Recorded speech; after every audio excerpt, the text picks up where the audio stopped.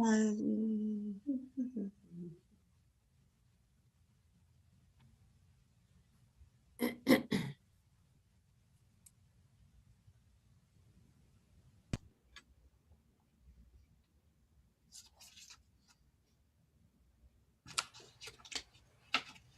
morning, everyone. Welcome to Croton Harmon's annual budget workshop. And I hope everyone is having a nice morning and a happy first day of spring. So we will be starting our meeting with a brief budget actions that the board needs to take. I'm sorry, not budget actions, a few brief board actions the board needs to take. And from there, then we will go through the rest of the budget workshop. So I will give you a quick overview of what the day will look like. We will, as I said, start with our quick board actions and then move on to Dr. O'Connell, who will discuss the mission and vision and the state of the district. And then we will move into our budget development journey with Ms. Harrington Cohen. From there, we will take a break for a hearing of the public. And then we will start into the building and department budgets and we will hear from each of our building administrators and the administrators for the different departments. From there, we will have a second hearing with public, and then we will move into the estimated tax levy, the tax rate trends, proposed propositions. We have some advocacy opportunities, and then the administration's budget recommendations. Then we will have our third hearing of the public. Dr. O'Connell will conclude with some next steps and we will adjourn. So that is the plan for our day. And with that, we will get started. So I would like to call the special meeting and budget workshop for 2021 to order. And then recommended action that the Board of Education approves the agenda as presented. So moved. Second. All in favor? Aye. Aye. Oppose? Abstain? Motion carries. Recommended action that the Board of Education approves all items on the consent agenda. So moved. Second. On the question? All in favor? Aye. Aye. Oppose? Abstain? Motion carried. All right, and then with that, we will move into, I'll hand it over to Dr. O'Connell. Well, good morning. Sarah, we need to close the meeting. We need to close that portion of it? And yes. Then, my apologies. So recommended action that the Board of Education adjourn the meeting. So moved. Second. All in favor? Aye. Aye. Oppose? Abstain? Motion carried. Thank you. And now I will turn it over to Dr. O'Connell to begin our Budget Saturday workshop. Okay, good morning again. So if we could put our slide deck up, please. Tracy, you have to stop sharing. Oh, I'm sorry. There we go.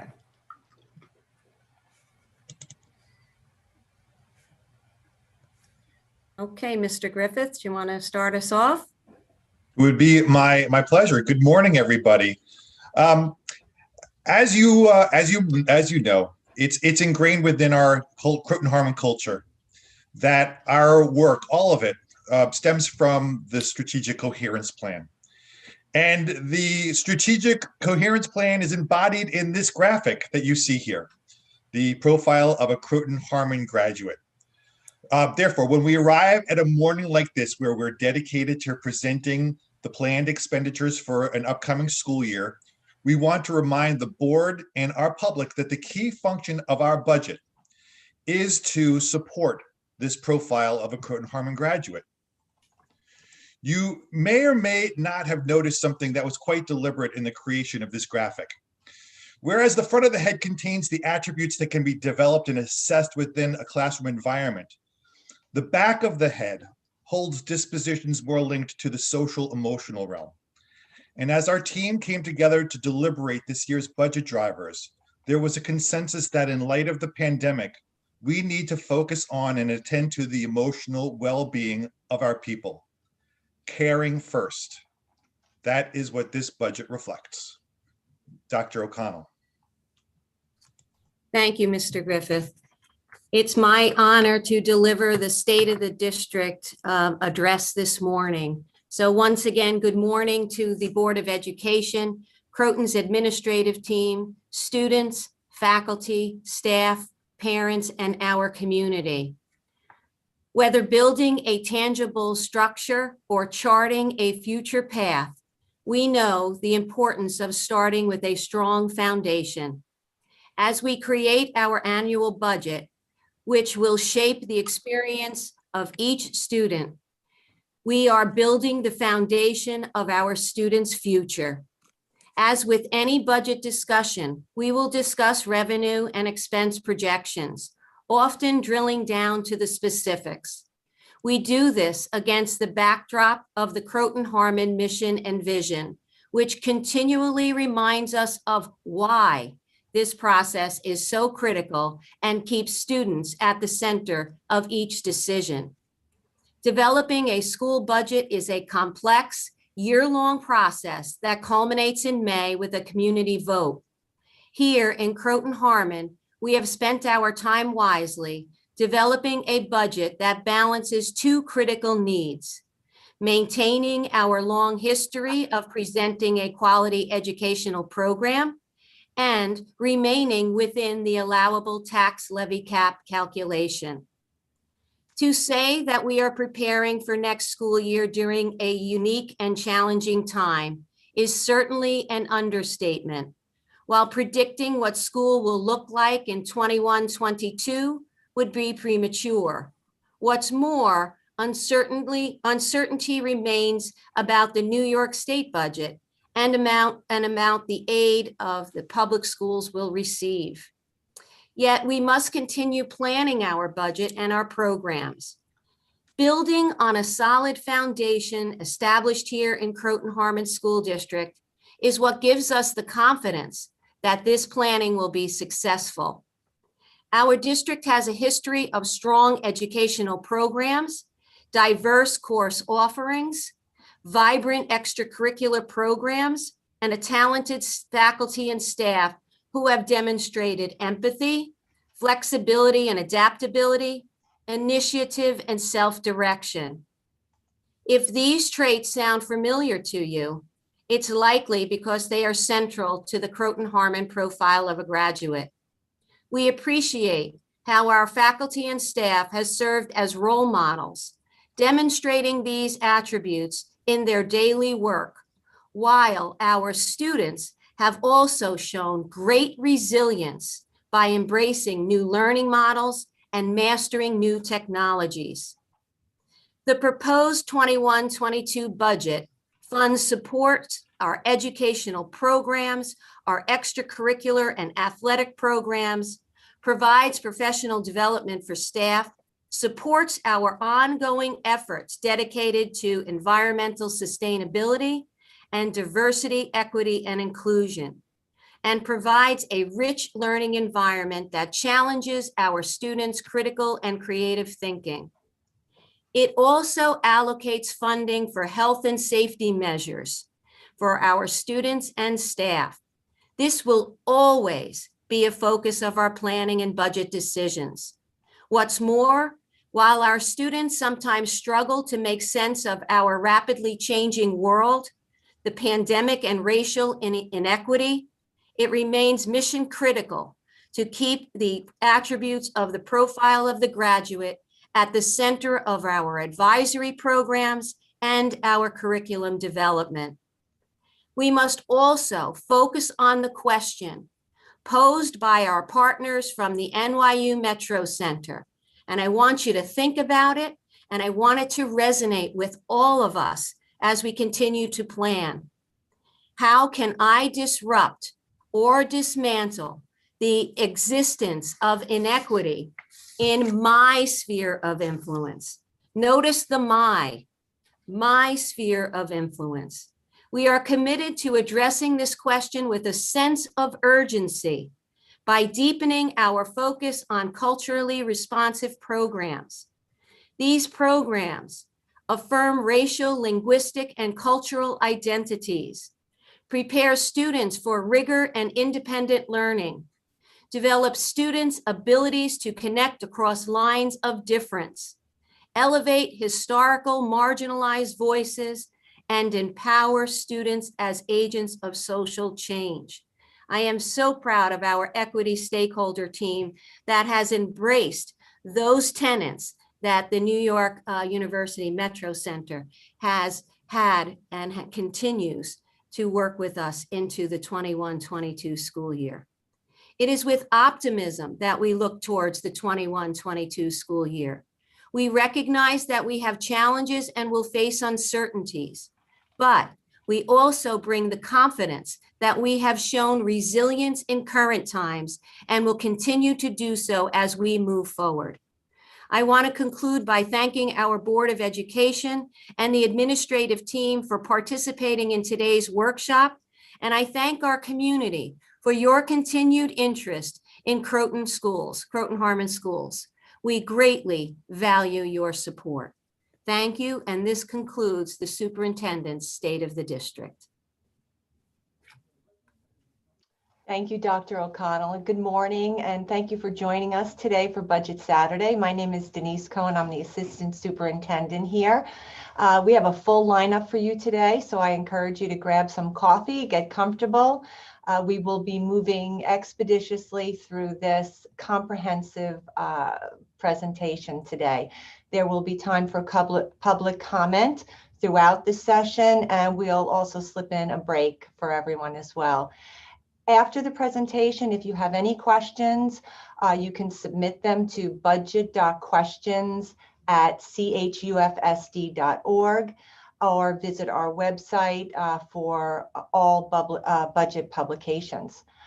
So I'd just like to begin by thanking our administrative team, which consists of our building principals and assistant principals, our cabinet, Dr. O'Connell and John Griffiths, along with our directors.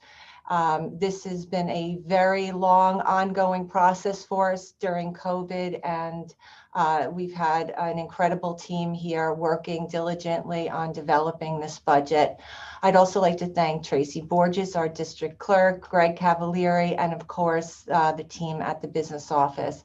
Specifically, Barry Gamson, our treasurer, and Denise Bisaccia, our administrative assistant. But the whole business office team has been engulfed in this process since September, and we'll talk about that next. So let me just go to my slide here. So in September, we start reviewing assumptions, analyzing our historical data, and beginning to develop forecasts for revenue and expenditures. Then in October, we create our budget development calendar, which is also on our website.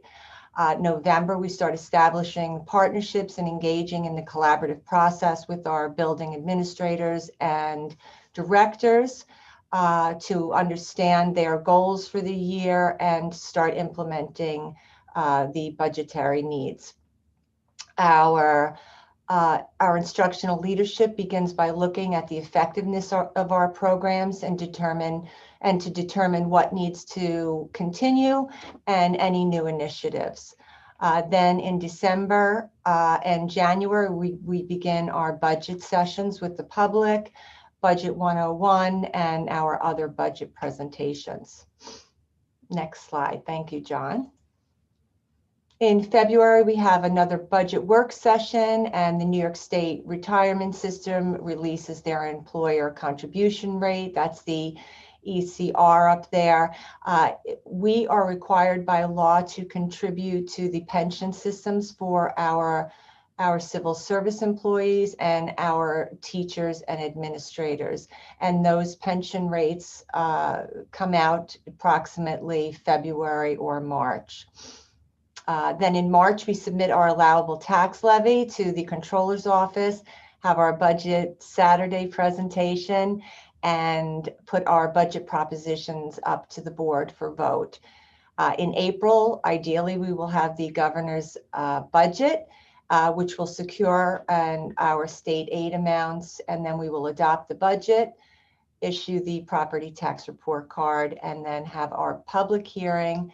And that is brings us to May, in which we will have our public vote on May 18th, ideally in person this year. So, next slide. Thank you, John. So our budget priorities. The budget is a living, breathing document, and that has become more evident in COVID.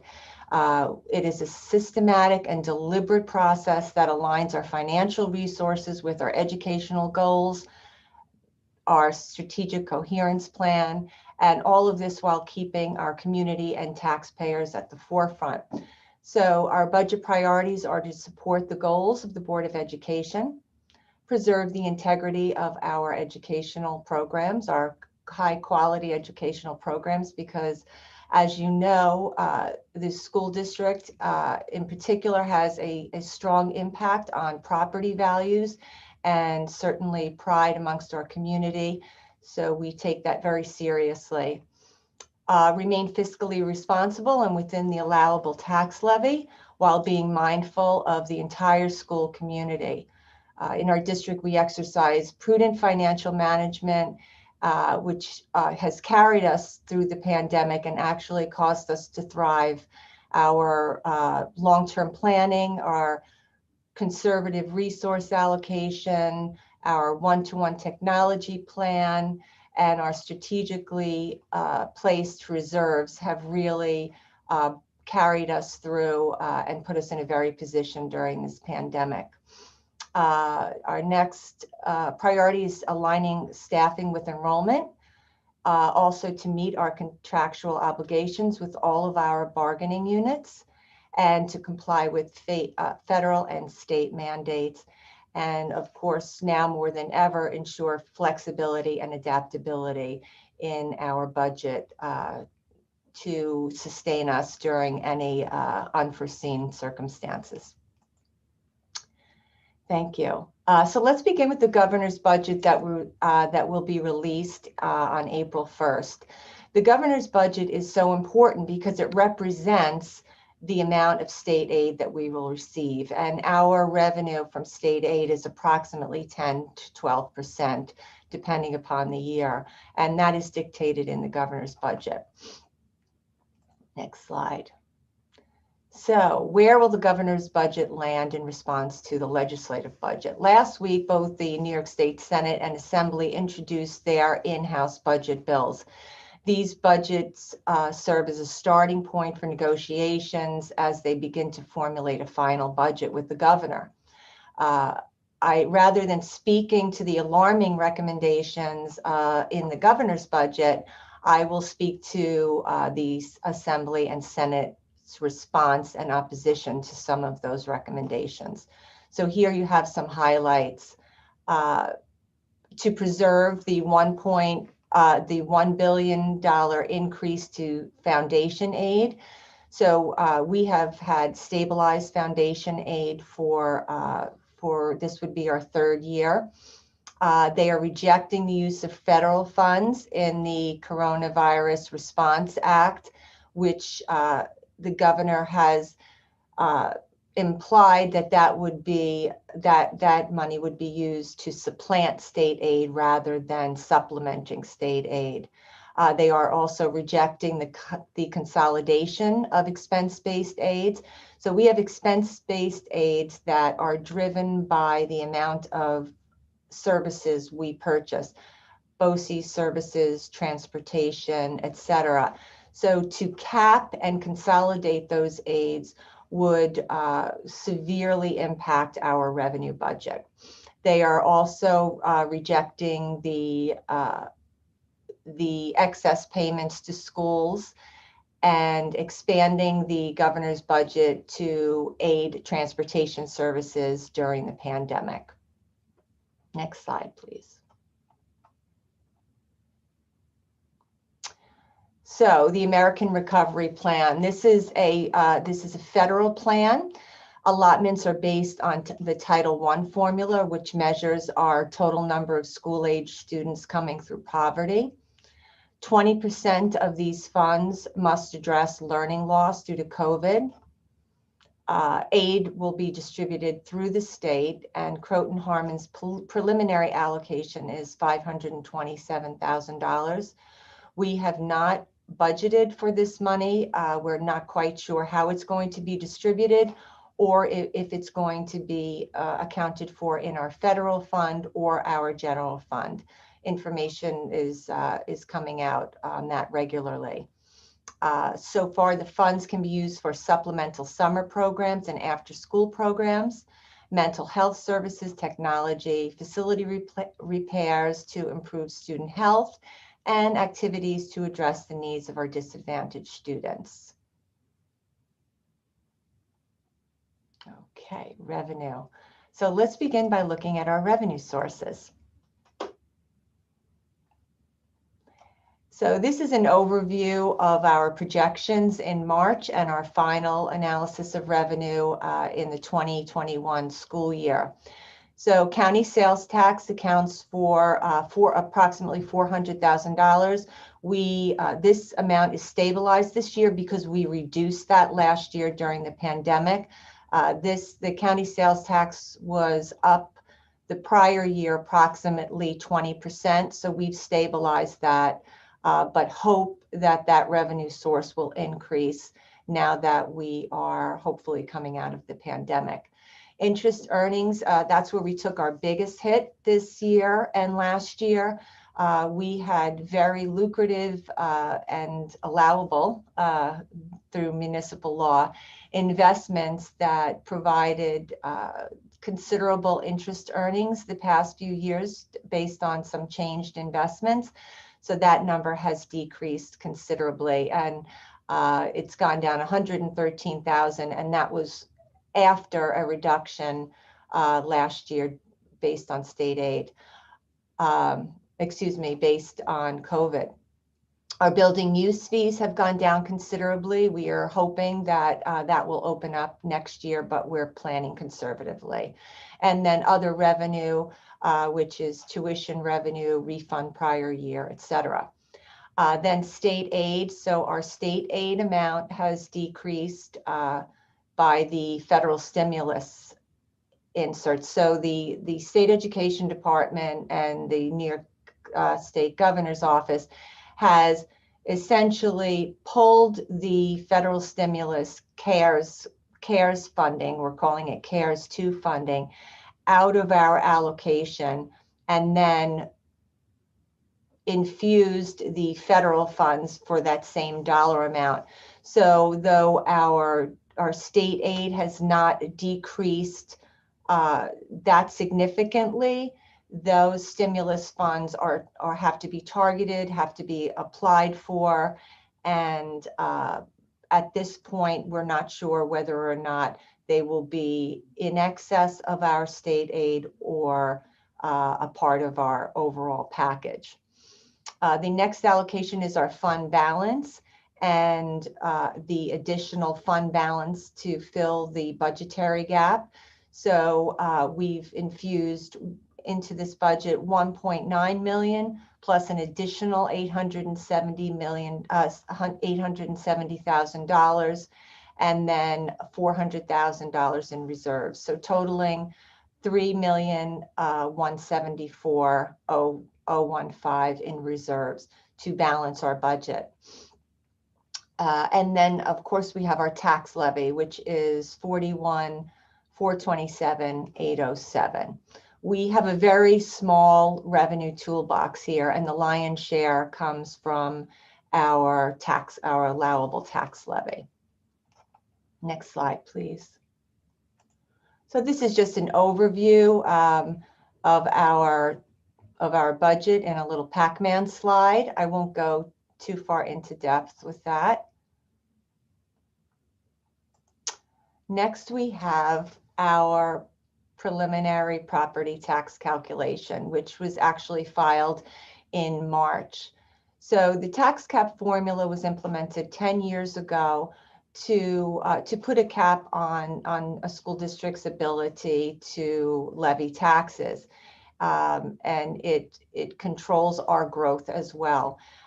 In this slide on the far right, I just have some notes regarding some reductions that we've seen in the formula. So this year, the tax-based growth factor, which is a brick and mortar number that comes from the Department of Taxation and Finance, it looks at the growth within our community, building growth, property assessments, et cetera. That our growth, and that is also 2 years back. So our growth in Cortland has been minimal. That minimal growth accounts for a loss of $138,000 in that component of our tax cap. The next component is our allowable growth factor. That is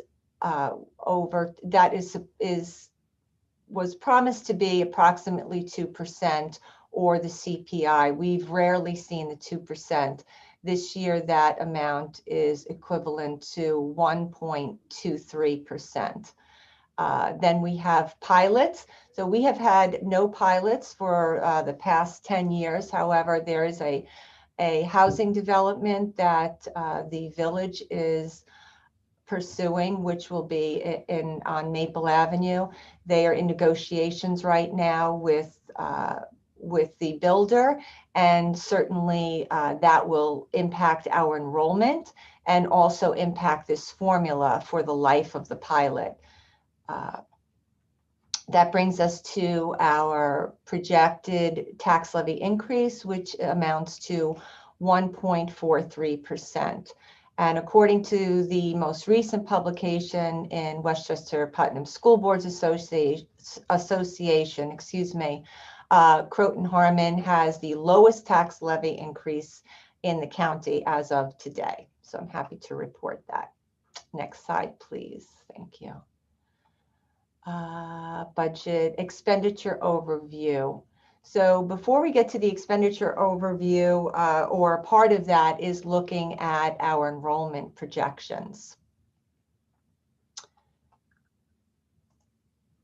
This slide here we've updated, so it's a comprehensive slide. I'll try to take you through it briefly. So the first column here shows the grade.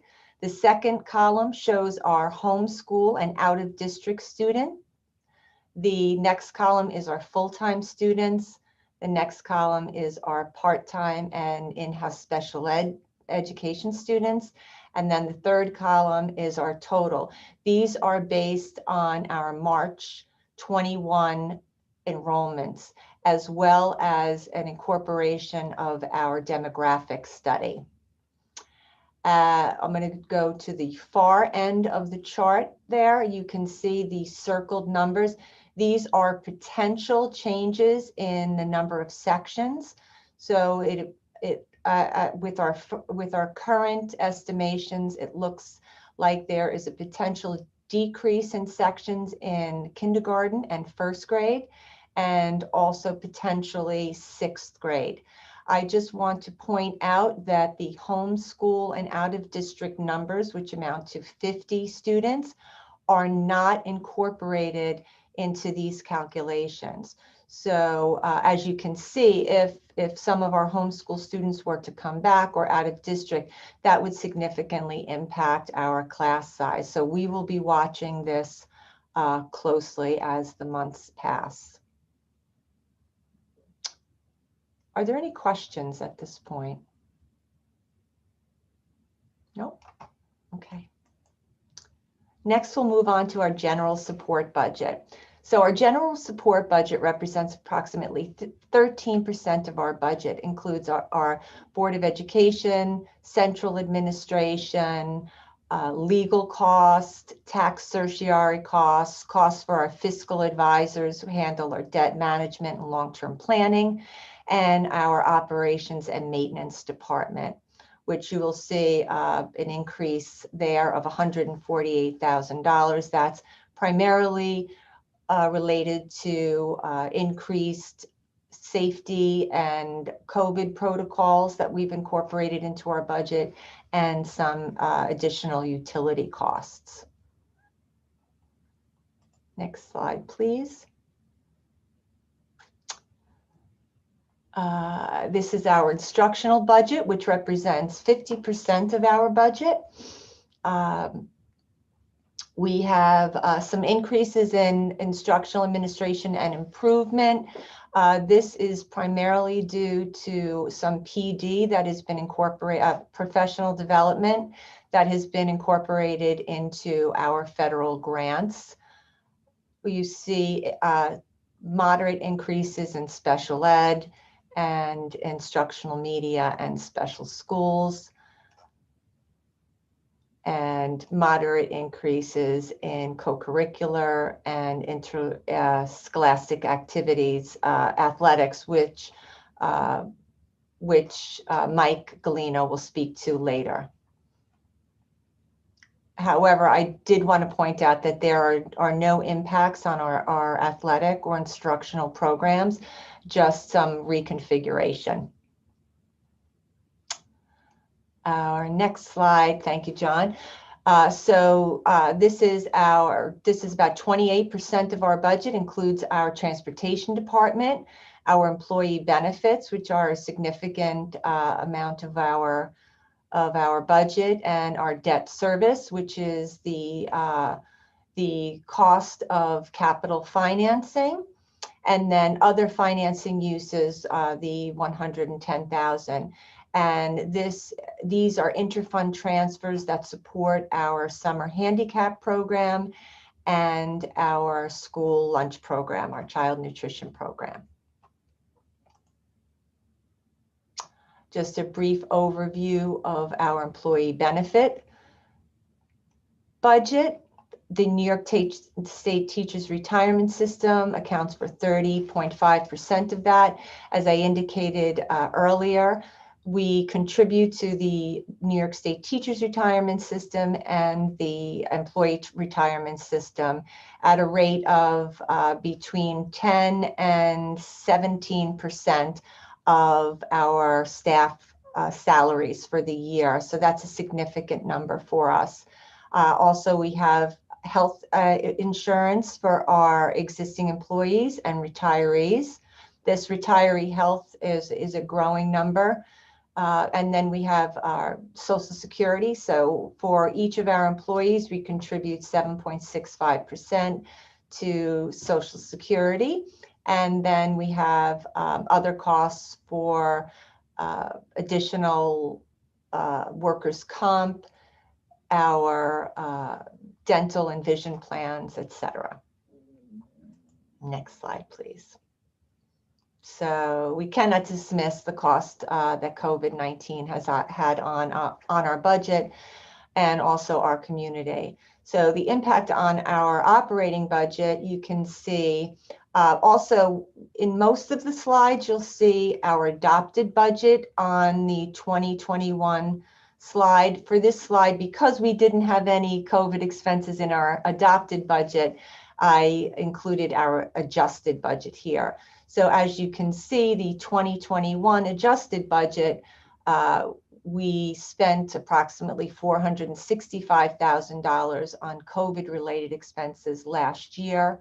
Partitions, electrostatic sprayers, district-wide MERV filters, and other HVAC ventilation measures, face masks, gloves, cleaning supplies, just to name a few. Also services for our transportation department to ensure safety on our bus routes. The Board of Education increase that was related to the mail-in ballots last year. We do not expect that to change this year.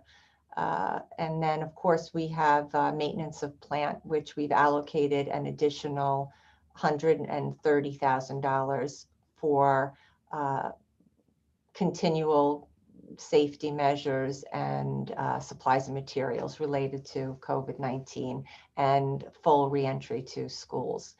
And then lastly, nursing services. We've allocated almost $70,000 for additional nursing services, for testing and support services. Next slide. Here's just a brief overview. Next, I'd like to talk about our reserves. So the district has strategically positioned our reserves, and this is a critical component to our financial financial sustainability. Our board has been very proactive in maintaining adequate and recommended levels of reserves according to the Controller's Office. These reserves can be utilized to offset annual costs. For example, our retirement contributions, our tax certiorari settlements, workers' comp and unemployment claims, as well as infrastructure maintenance and upgrades in our capital reserve funds. As you will see, the bottom line capital reserves in 2018, we had an allocation of 7 million. And then in 2019, we increased that with a transfer to those reserves.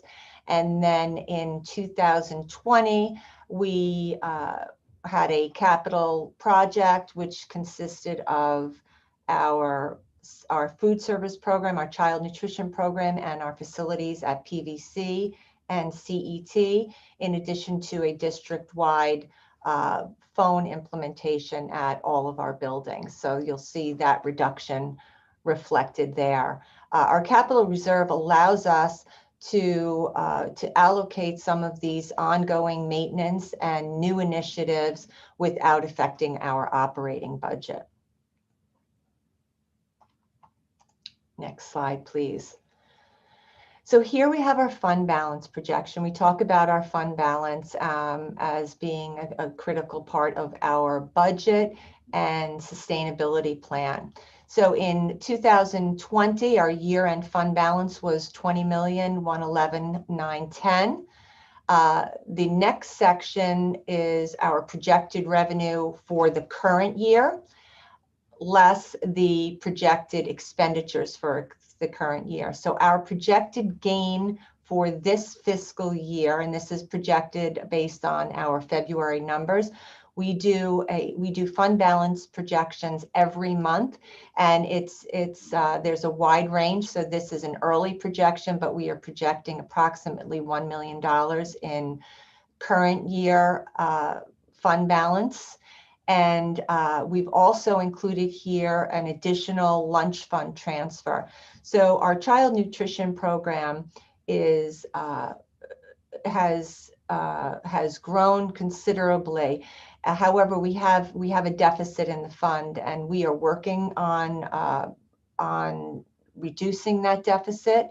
However, it is significant, so we would like to allocate, providing board approval, an additional $100,000 to offset that deficit, which will bring us to a preliminary fund balance of $21,015,896. So just to take a look at this, our total restricted fund balance that we're looking at for this year is $15.3 million. If you recall from our previous slide, our year-end fund balance last year was about 15.7. So we're right in line with maintaining that fund balance. And then after that, we have to look at the allocation that we've set forth for our 21-22 budget, which is $3.17 million, and then any encumbrances that we have at the end of the year. All of that included, we are projecting an unassigned fund balance of approximately $2 million. Again, the unassigned fund balance is the allowable 4% that we are able to maintain according to the governor's guidelines. We are about 18,000 in our projections under the allowable unassigned amount.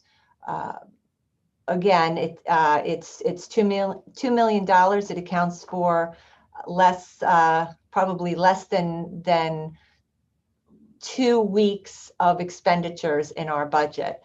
So we are advocating to increase that 4% up, at least for the current or future year, and we'll speak about that later. So I'd just like to open it up for any questions that anyone may have at this point.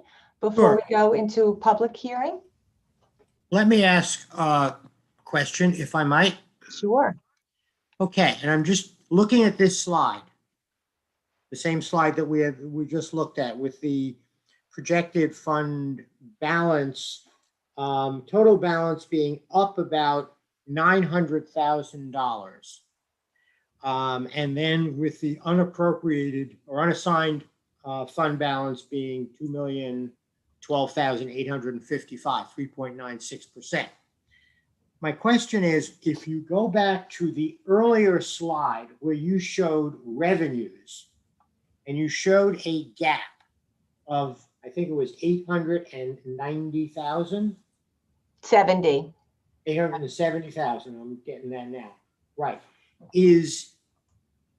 Am I understanding correctly that 875,000 additional gap fund balance needed, that is that going to be in essence fulfilled by the use of the fund balance that you've just talked about in fund balance projections, so that there is so that's where that yellow line is coming from? Great question, Neil. So about 3 or 4 lines up from the bottom, or 3 From the lines. bottom of the chart with the yellow. No, on the current slide with the fund Gotcha. balance Yeah. projection, Yeah. you'll see an amount of $3.17015 million. Yeah. That amount incorporates an allocation of our ERS reserves, our employee retirement reserves, plus an additional, I believe it's an additional about $2.7 million in reserves. That includes fund balance reserves of 1.9 million plus the additional 870,000 needed to fill the gap. So that represents the full amount of fund balance which would be allocated to the budget. Does that answer your question, Neil? Yes and no. Okay. The no part is in thinking of our work on the budget over prior years, when we have talked about the amount of unassigned fund balance that will be committed to the next year's budget. When you indicate that gap, is that a gap that is different in degree than the gap that we have dealt with in prior years? In other words, the Yes. way that slide presented it sort of says we go through this whole process, and now the yellow line says we're behind the 8 ball for $870,000, which we're going to get by taking out of our unassigned fund balance, our savings, so to speak. In prior years, we have talked about allocating 800,000, 900,000, million, sometimes adding an amount so that we could decrease the actual tax that's going to be charged to property owners. Is that line equatable in my mind or in our minds to the 1 million, 1.1 million, 1.2 that we have talked about in prior years as we've put together a budget? So to your question, Neil, that number, again, it's the designated 21-22 fund balance, designated fund balance of 3.17 million. That number is up by over 30% this year. So we have increased that amount. Last year we allocated $2.2 million. This year we're allocating 3.17. So it's an additional $900,000 that we are allocating from reserves and fund balance to balance the budget. due Okay, and to some of that decreases. is because we have more in or more allocations from a designated reserve, like ERS, more than prior years. And some of that is from our unrestricted, unassigned fund balance. It's a combination of both. So no, it is not our unassigned fund balance. Our unassigned fund balance is the allowable 4% that Okay. we are allowed to reserve as unassigned. The 3 million is designated fund balance that has been designated to our 21-22 proposed budget. So our reserves have not increased this year. What has increased by approximately 900,000 is our actual fund balance designated. Okay, so our fund balance has increased, but I guess just because I am still a little confused, maybe I shouldn't be, but I'm just wondering whether, given all of the financial issues that the district is facing, when we go back to that previous slide with the yellow line where it says additional gap fund balance needed, $870,554, is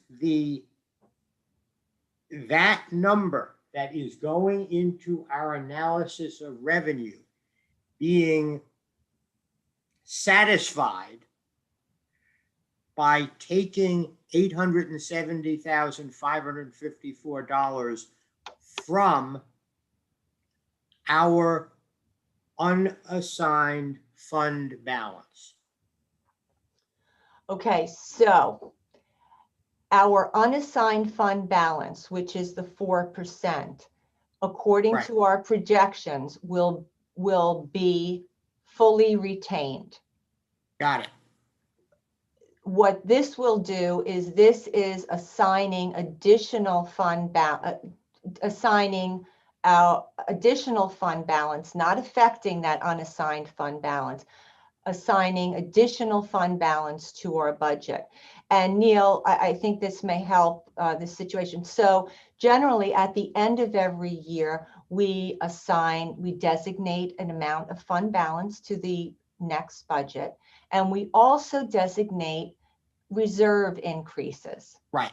This year, it is likely that we will not have any significant reserve allocations. And that's where you will see this money come from. So instead of allocating additional reserves to our unemployment, our tax certiorari, our employee retirement system, instead of having those allocations this year, that money will be utilized to fill the budget gap.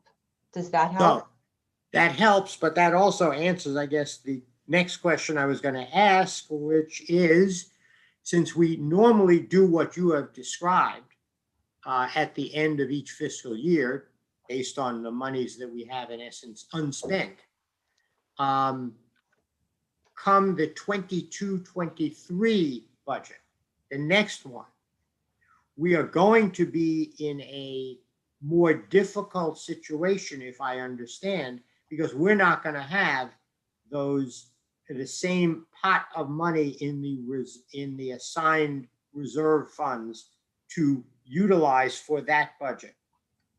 Because we won't have the the X $1,000 we have put into unemployment, or the Y $1,000 we have put into ERS. So next year, if I understand it, we're going to be having this same conversation and say, I'm either drawing down on my reserves or I'm going to have to figure out where I'm getting that money from some other way. Am I right about that? Partially. So if you look in the center of the fund balance projection chart, you'll see total restricted fund balance adjusted for current year activity. Yeah. So that amount represents our allocated reserves. It's 15.3 million. If you recall from the previous slide, our 2020 year-end balance was only 15.7 million. So this scenario allows us to maintain the same level of reserves that we have in this fiscal year. It doesn't cut into those reserves. It just doesn't allow for any new allocations. And of course, this is a projected fund balance. If our revenues come in higher than we've projected, or expenditures come in lower than we've projected, then of course that will free up additional money that can be allocated towards reserves. We are fortunate in that our reserves represent approximately 30% of our budget, which is within the controller's guidelines, but it is also a very conservative allocation of reserves, and it serves us very well. I do not see us cutting into those reserves significantly at this point. However, as I've mentioned in previous presentations, the 22-23 school year looks to be a more difficult year for us. So for next year, the 21-22 school year, we have those reserves assigned that we could draw upon if our funding comes in less than we've projected. I do not expect that we will need to draw on those reserves in the 21-22 budget. I do expect we may need to draw upon those reserves in 22-23, but again, it's a quality amount of reserves that we have. They're positioned for expenditure transfers to offset our 22-23 budget, and also serve as a financial support to our entire operational budget. So my last question, because I very much appreciate what you said in the terms of revenues, but when we get to expenditures, and more particularly when we get to programmatic expenditures that may be setting something up for multiple years, as we look at this budget, I believe, and correct me if I'm wrong, that we should be also considering the effect of what we put in place on subsequent year budgets, because, as you said, if 22-23 is going to be more challenging, and if 23-24 will continue to be challenging, we will be in a situation in which, if we've made two commitments that we are now going to have to meet with a even more challenging fiscal environment, that can create a problem. Am I correct in kind of thinking about what is in your proposals today and how we should look at it for future years as well? Correct. And we are constantly looking at those expenditures. Are they one-time? Are they long-term? If they are long-term, can we sustain them for the long term? So yes, to your point, any new initiatives will have to be looked at in that manner. Thank you. Thank you, Neil. Iris, did you have a question for Denise? Yeah, I just have a quick question, Denise. In terms of just simple terms, on the fund balance projection, where it says there's a gain of $1 million, basically that 1 million gain will be offsetting the 850,000 shortfall? It can be looked at that way, yes. Thank you. I just need a simple mind. Thank you. I have to admit, the terms that that they've used for fund balance are quite confusing. We have unassigned, assigned, unutilized, designated. They all kind of sound the same. So I understand, Iris. Does anyone else have any further questions for Denise at this moment? All right, I believe this would be our first hearing of the public break. So if we have any members of the community who are joining us on the Zoom and would like to make a statement, we do ask if you could just turn your camera on for a moment if you're able and give us your full name. And if you could keep your comments to 3 minutes so that we can continue a timely session of our meeting.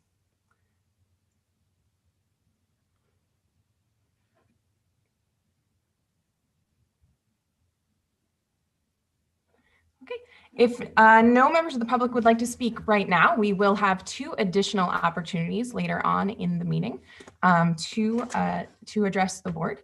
So we welcome community participation then.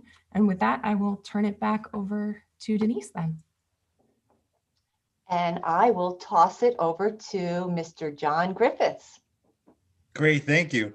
So this is the part of our budget workshop where we really get to see how the budget impacts all the various areas of our district. And I think what's important for everyone to know is that as an administrative team, we get together annually to say what imperatives exist in our district that requires funding. Or in other words, what's the purpose of this year's budget with regards to our district's vision? And what you see here is basically a graphic that we came up with that really served as our inspiration for the planning for the budget and for this part of the presentation. So as I mentioned earlier at the beginning of this morning, empathy, adaptability, initiative. They're all qualities that we value within our profile of the graduate.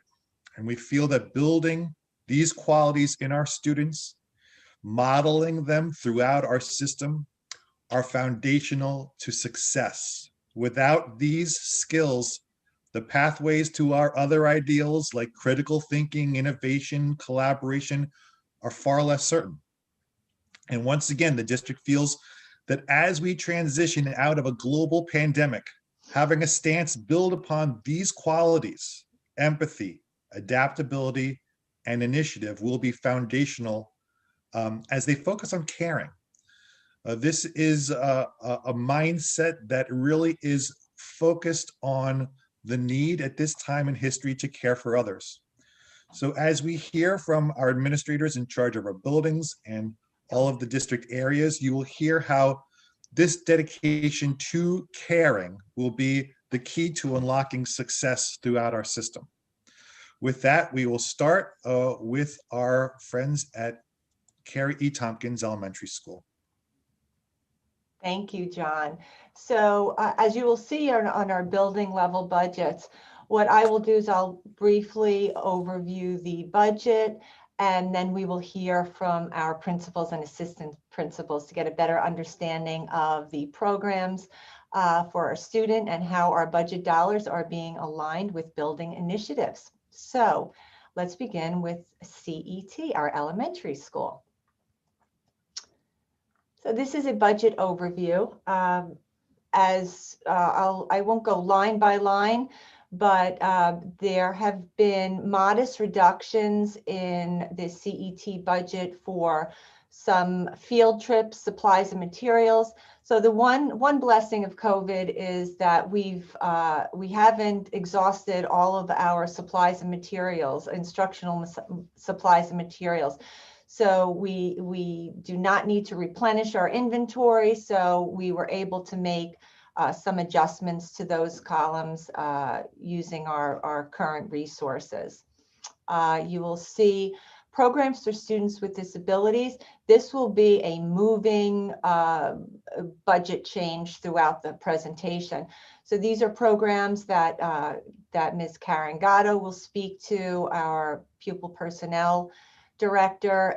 These are students with disabilities programs in and out of district. And you will see changes reflected here, which for the most part represent students either moving up or aging out or having changes in services. So this reduction is related to a student who is moving up to the high school. Lastly, you'll see a computer assisted instruction. That's our technology program, up 68,000.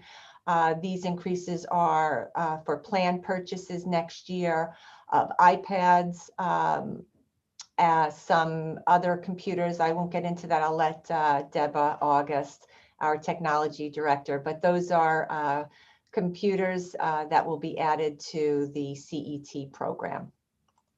Next slide, please. So this is just an overview. Teaching represents 64%. Our special education program, almost 21%. Then you'll see the little breakout of other, which includes psychological services, our nursing services, guidance, technology, and curriculum and development. Okay, with that, I will pass it to Dr. Mojica and Ms. Bianchi, our soon-to-be acting principal of CET. Here you go. Thank you very much, Denise. Thank you very much. Good morning to everybody. We are here to just to give you some insight into how we are going to continue the great work in flexibility, empathy, and initiatives for our students at CET. The CET budget supports, first and foremost, the social emotional development, as well as a foundation or a bedrock to support the academic and critical thinking growth of all of our students at CET. We have focused our resources, first and foremost, in the area of flexibility and adaptability of our graduates, as we reinvest our attention to the Yale Ruler program, training for our faculty and staff to support their implementation in all classes throughout the building. The skills of our school counselor, our teacher implementation at CET, with students provide students with the tools to develop responsive growth in the areas of flexibility and adaptability. The implementation of the mood meter helps develop emotional awareness of students through recognition and communication of feelings. The meta moment helps students to handle strong emotions so that they can make better decisions. Collectively, the Yale Ruler program helps students and educators manage conflict. Excuse me. Working together to identify healthy solutions to conflicts. The Yale Ruler program really helps provide students and staff with the tools in the development and growth in the areas of flexibility, in their personal areas of flexibility and adaptability. As a building, CET works hard to develop the relationships with students in order to help them identify their place in the world. A great way to help students do this effectively is to introduce stories and materials that act as mirrors and windows. The terms mirrors and windows was first introduced by the National Seed Project. A mirror is a story that reflects your own culture and helps you build your identity. A window is a resource that offers you a view into somebody else's experience. At CET, we have begun to assess and evaluate our current literature used in our classrooms, in reading circles, independent reading opportunities. We are also planning to introduce new literature across all grade levels. Literature that will provide students with mirrors and windows so students can see their reflection in the literature they're reading, as well as view someone else's experience. This is also a direct alignment with our current district initiative. The next two items of focus at CET that we are emphasizing our vision on are in the areas of empathy, with the Dial 4 kindergarten screening and the Second Step program. First, our kindergarten screening will include a parent portion, which will provide us with a broader platform to collect information on our youngest learners entering kindergarten. As we hopefully transition out of our first pandemic, it is very important that we begin building that open communication and relationship with families. And the Dial 4 registration screening process gives us that open communication, that line of communication, and also sparks the question that allows us to follow up with parents and our new families at CET. Second step is a social emotional program, which is implemented at CET by all teachers, and it's reinforced by our school counselor and the implementation of the Yale Ruler Project as well. Second step gives students the tools of foundation to excel in and out of the classroom, because as we've all heard, Maslow before Bloom. Second step also allows us to meet the basic needs of students' safety before learning can begin. Second step has provided a continued growth in students' emotional management, their emotional awareness, and that provides the foundation for academic achievement growth. Now, I'm going to pass it along to Mrs. Bianchi, who'll share some more details about CET budget area focus. Thank you, Dr. Mojica, and good morning, everyone. It's a pleasure to be here. I'm going to be focusing on the other side of our slide where we look at the area of reading and math support, and really with a focus on our students' initiative and self-direction. We're happy to report that at CET, we are able to provide reading and math support at all tiers. When we invest in our supports, we're able to provide enrichment opportunities for our students, as well as the summer camp, ELA, and math programs that we are able to offer for our students for their in July. We also use those funds to help build our support programs such as Lexia, Raz Kids, Zern, Brain Pop, and Discovery Education, all programs that help to enhance all of our reading and math support, again, at all tiers for all students, whether it's an intervention or an enhancement. It helps our students to take initiative and in charge of their learning. We also look to support our classroom supplies and literature. This area focuses on empathy and initiative. We're able, as Dr. Mojica mentioned before, start to look at our classroom libraries, look at our authors and themes of the books in our classroom libraries, and be able to provide more diverse literature and classroom libraries. We're also able to get materials for collaborative projects, problem solving, and overall enhancement of our instruction. We look for supplies in the classroom such as planners. When we provide planners to our 3rd and 4th grade students, it helps them to take initiative and take control of their own education by organizing their plans, their thoughts, and their responsibilities. We also look to increase our library programs and provide, again, literature and programs to help support that active learning environment.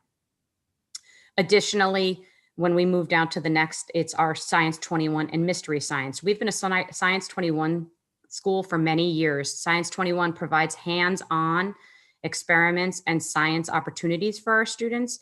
In this recent pandemic, we've also been able to avail ourselves to a program called Mystery Science. Mystery Science is a multimedia science platform where it poses questions for our students, it promotes class discussion, and then provides experiment opportunities for our students, even in a remote setting.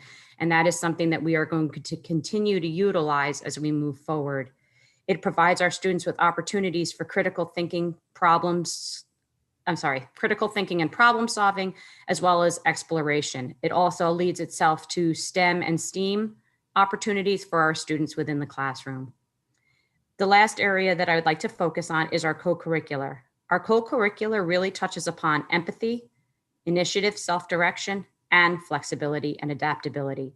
We have our Kindness Club, which really promotes empathy. If you ever walk through the CET building, which I know is really difficult, people are not in the building too often right now, but our main hallway is covered with signs about kindness and empathy and respect and how to show that you're a good citizen and how you will become an upstander. And so again, continuing to provide the opportunity for students to belong to the Kindness Club really helps to promote empathy in our building.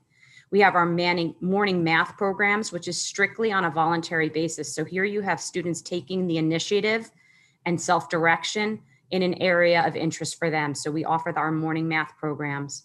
Also, we have the funds help to support band, strings, and chorus, which are before and after school programs. Again, when you offer something either before or after school, you're really asking children to make that decision and take that initiative. They're flexible in their schedules. They get up in the morning earlier than other students, and they take the initiative to arrive at school to take advantage of those programs. So really, when we look at those co-curricular activities at CET, we are really emphasizing all three aspects of the back part of the profile of the graduate. That's something that we're very proud of, and we hope to continue moving forward. Thank you very much for your time. Thank you, Ms. Bianchi. So now for Pierre Van Cortlandt, home of our middle school students. As you can see, next slide, please. Thank you. As you can see, the largest budget driver here is our pupil personnel services, or students with disabilities. That is down $360,000 due to some students moving up to the high school. Also, you'll see that our computer-assisted instruction has gone up. We're having the replacement program for our 5th grade students, some additional flat screens and other that I'm sure Mr. Plotkin and Ms. Scollins will talk about. And we can just look at the next slide, please. Thank you. So as you can see, 63% is teaching and regular school, and then the 20% almost for our students with disabilities. We have guidance students services, student assistance services for our students. We have about 30 co-curricular programs and psychological and health services, which I'm sure Mr. Plotkin and Ms. Scollins will talk about, and I will pass it to them at this point. Thank you. Thank you, Denise, and good morning, everyone. It is our desire this morning to speak about how the budget represents key priorities, a response to real needs, and a vision for the future. We gather here each year around this time to remind all of our stakeholders of our responsibilities to the students of this district and to this community, and to illustrate the connection between how we care and provide guidance to and for our children and the financial planning, commitment, and deliberation that this relationship entails. It is our intention to bring meaning to the graphic that Mr. Griffith showed before, and so we leave no doubt that even in difficult times, what our priorities are and will remain. We also find it necessary to ensure that people understand how we prioritize and think through decisions, and furthermore, how we continue to follow a thoughtful and considerate path of financial decision-making aimed at serving the interests of students, staff, in this community that is very much in keeping with who we are as a school district. There are two questions that guided my colleague, Ms. Scollins, and me in creating this budget and considering what we would say here today. They are, why are we focusing the construction of a school budget on these three components of the profile of the graduate? And how does the budget and financial considerations that we are discussing this morning represent and embody the district's mission and vision? Well, middle schools are often thought of merely a connecting point between an elementary school and a high school, a place that prepares students for high school. Yet a middle school's function is more significant than assisting students in developing their academic skills that they'll need to be successful in high school. It is for this reason that we as middle school practitioners and leaders feel a particularly strong connection with these areas of the profile of the graduate that represents the whole child, an educational experience that helps students discover not just knowledge and thinking skills, but also provides them with the opportunity to discover who they are as people, their responsibilities that they have to others, and how to pursue not only learning, but the quest to create in themselves the people they wish to be. We often talk about how we want students to be lifelong learners.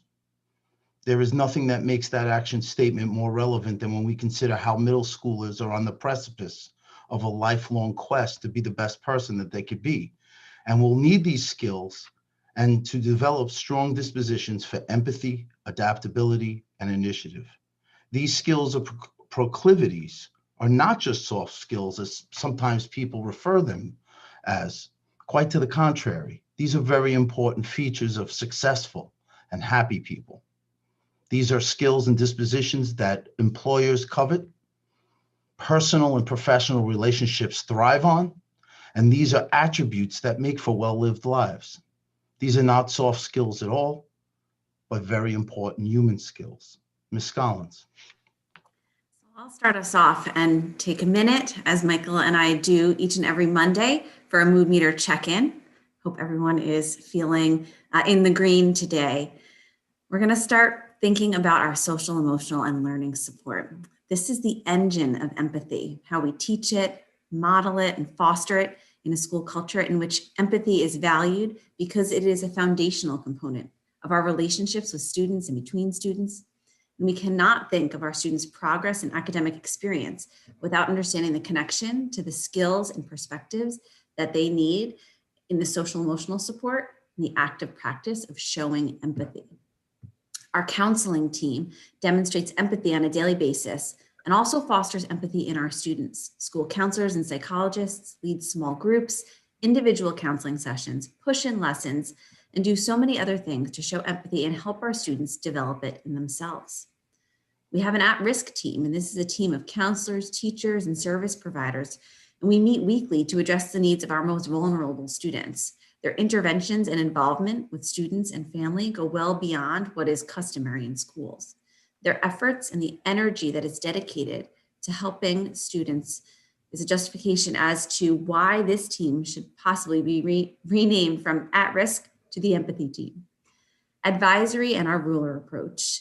Social emotional learning and the focus on emotional intelligence is all about connecting people to others, building relationships, and helping our students feel their connection to their peers, teachers, and their community.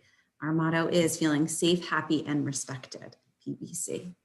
We have our students assistance counselor. The presence of a students assistant counselor in our building and at the high school makes a difference in how we are able to operationalize and project empathy between our students and staff.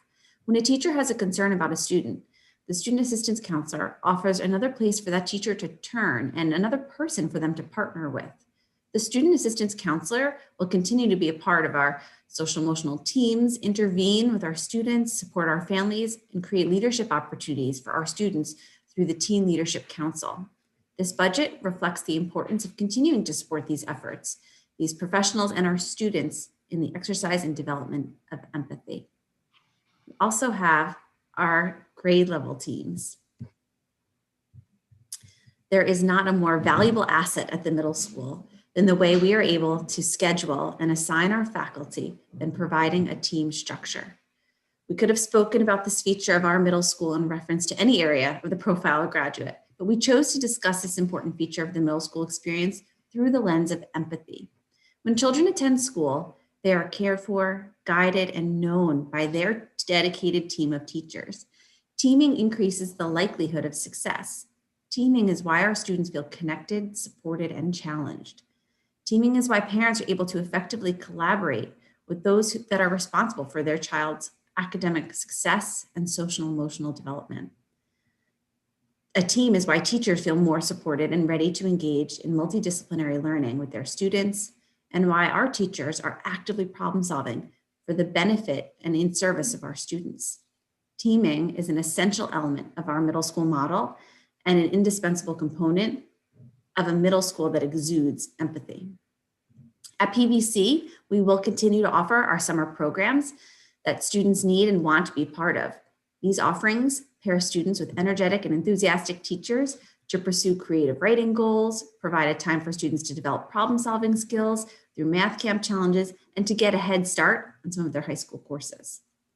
Our partnerships with community organizations like Croton Caring ensure that our students have outlets and opportunities beyond the school to demonstrate empathy and further develop empathetic behavior in a communal setting and experience. This budget connects to all of the academic aspects of the profile of a graduate and allows us to continue to offer quality instruction to our students. Empathy can be seen in curriculum development and learning, connecting to real-world issues that are relevant to our students. Examples of this can be found through every content area, including science, the arts, engineering, social studies, English, and through the advisory experience. What is the sense of science if it's not to consider its service to human beings? What good is literature if it does not make you feel and better understand what it means to be human? And what is the purpose of learning and growth if it doesn't result in action? Developing empathy through all of these experiences is fostering the urge to think more deeply, go the extra distance, and act on what you've learned. Empathy will ensure that our students are critical thinkers and problem solvers because they will know what is at stake and be moved to act. They will completely understand that no one can be a bystander if they are able to make the world a kinder, more just, and that empathy is the most important aspect of being an upstander. There are also many aspects of the PVC experience that are represented in this budget that can connect to adaptability. Keeping our students and teachers connected with and access to devices and applications that allow them to pursue instructional goals and objectives is adaptability in action. This has always been a guiding principle that has been communicated by our dear friend, the Director of Technology, Deborah August, and translated into action at PVC. This year, the needs of students and teachers in this area have increased, and we know that we will always need to be vigilant and exercise our adaptive abilities to satisfy these needs. As we think about next year, we keep in mind our one-to-one framework, our continued improvements to connectivity, and how we will continue to equip our teachers with the instructional technology that will help them provide quality learning experiences for our students.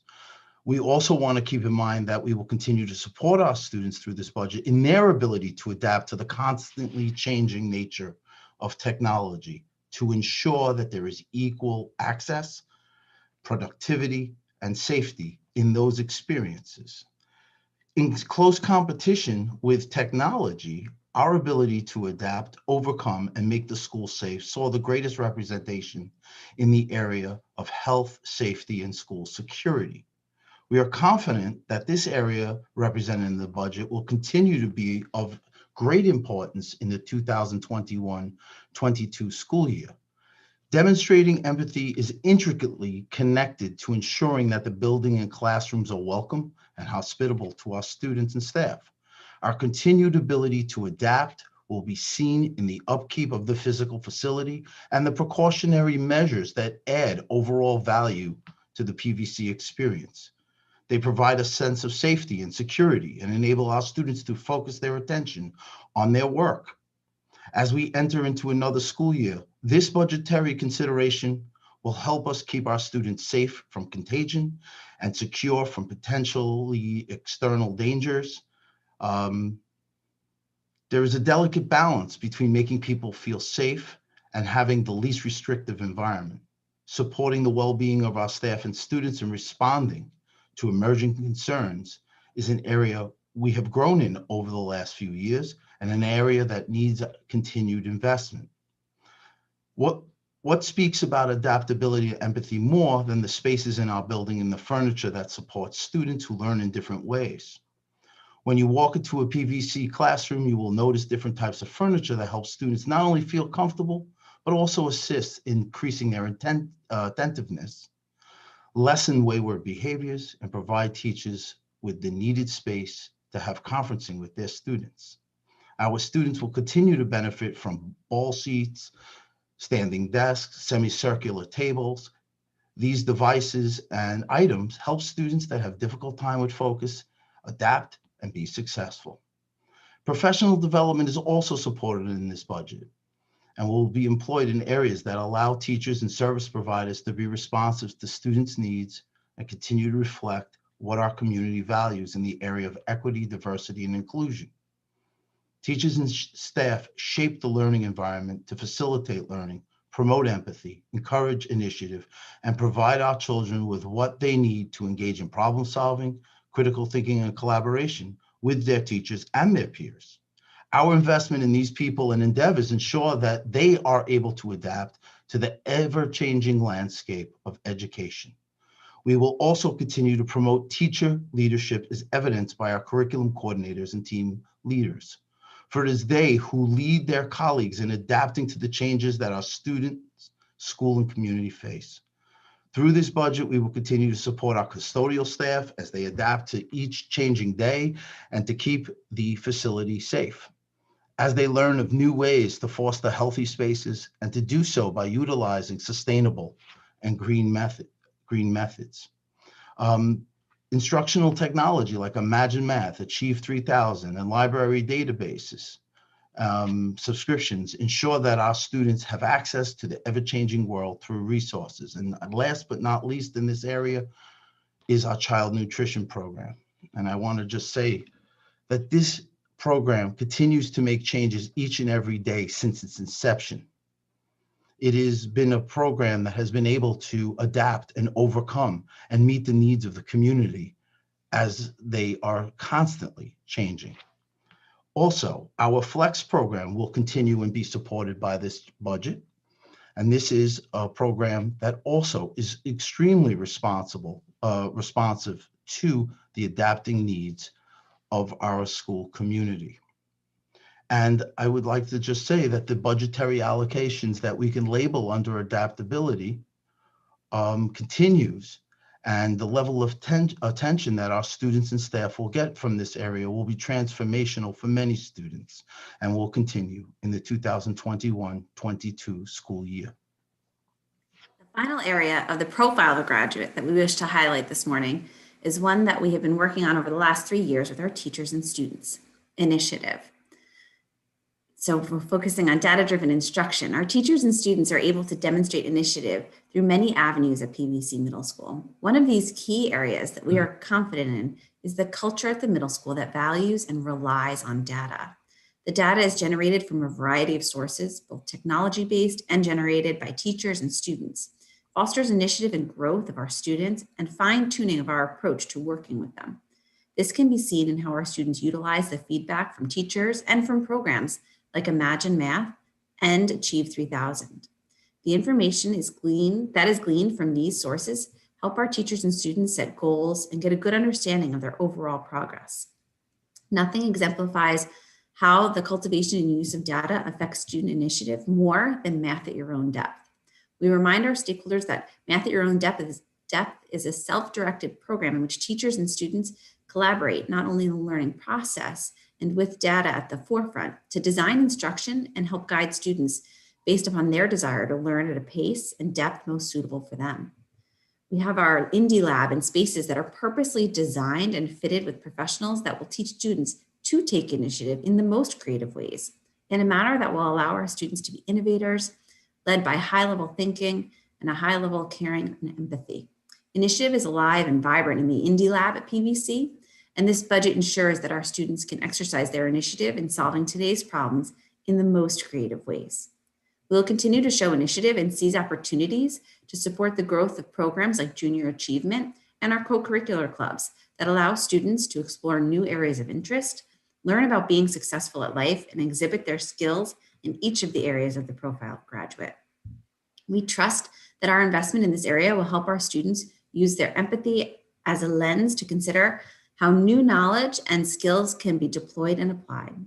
Initiative is also seen and will be supported through this budget in the area of professional development.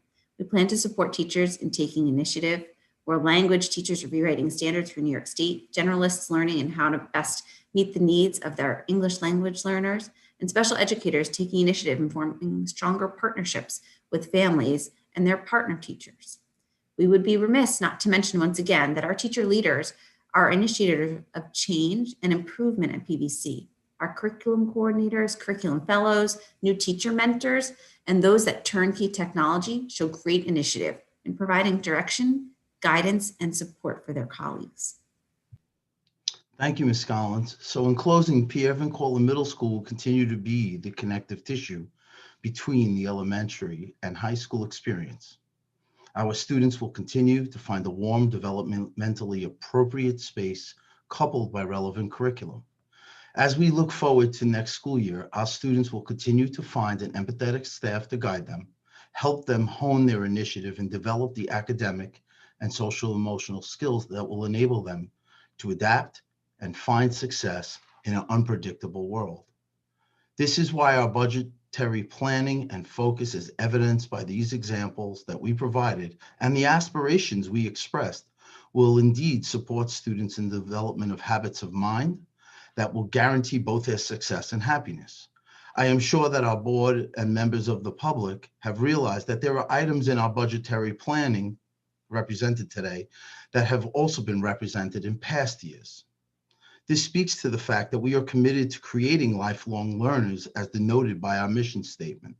Lifelong learning cannot be entirely promoted through a single annual budget, but by a continued investment in the development of programs that support and grow with the students and the community that they serve. One of the most important features of our mission and vision statement is the phrase that states that our students will be able to and want to contribute to the well-being of society. When we look today at the three components of the profile of the graduate, initiative, adaptability, and empathy, that are the subject of our focus, we connect our strategic coherence plan to our mission and our mission to our financial planning. In making these connections, we are declaring to our students and staff that in order to contribute to the well-being of society, we recognize our duty to contribute to the well-being and development of them. And furthermore, that this investment will result in an exponential effect on the world around us and result in a better future. I think anyone can ascertain from our aspirations, priorities, and our focus this morning that this future that we speak of is bound to hope, girded by a high level of care, and is a manifestation of boldness to transform our optimistic designs into a reality. Thank you for listening.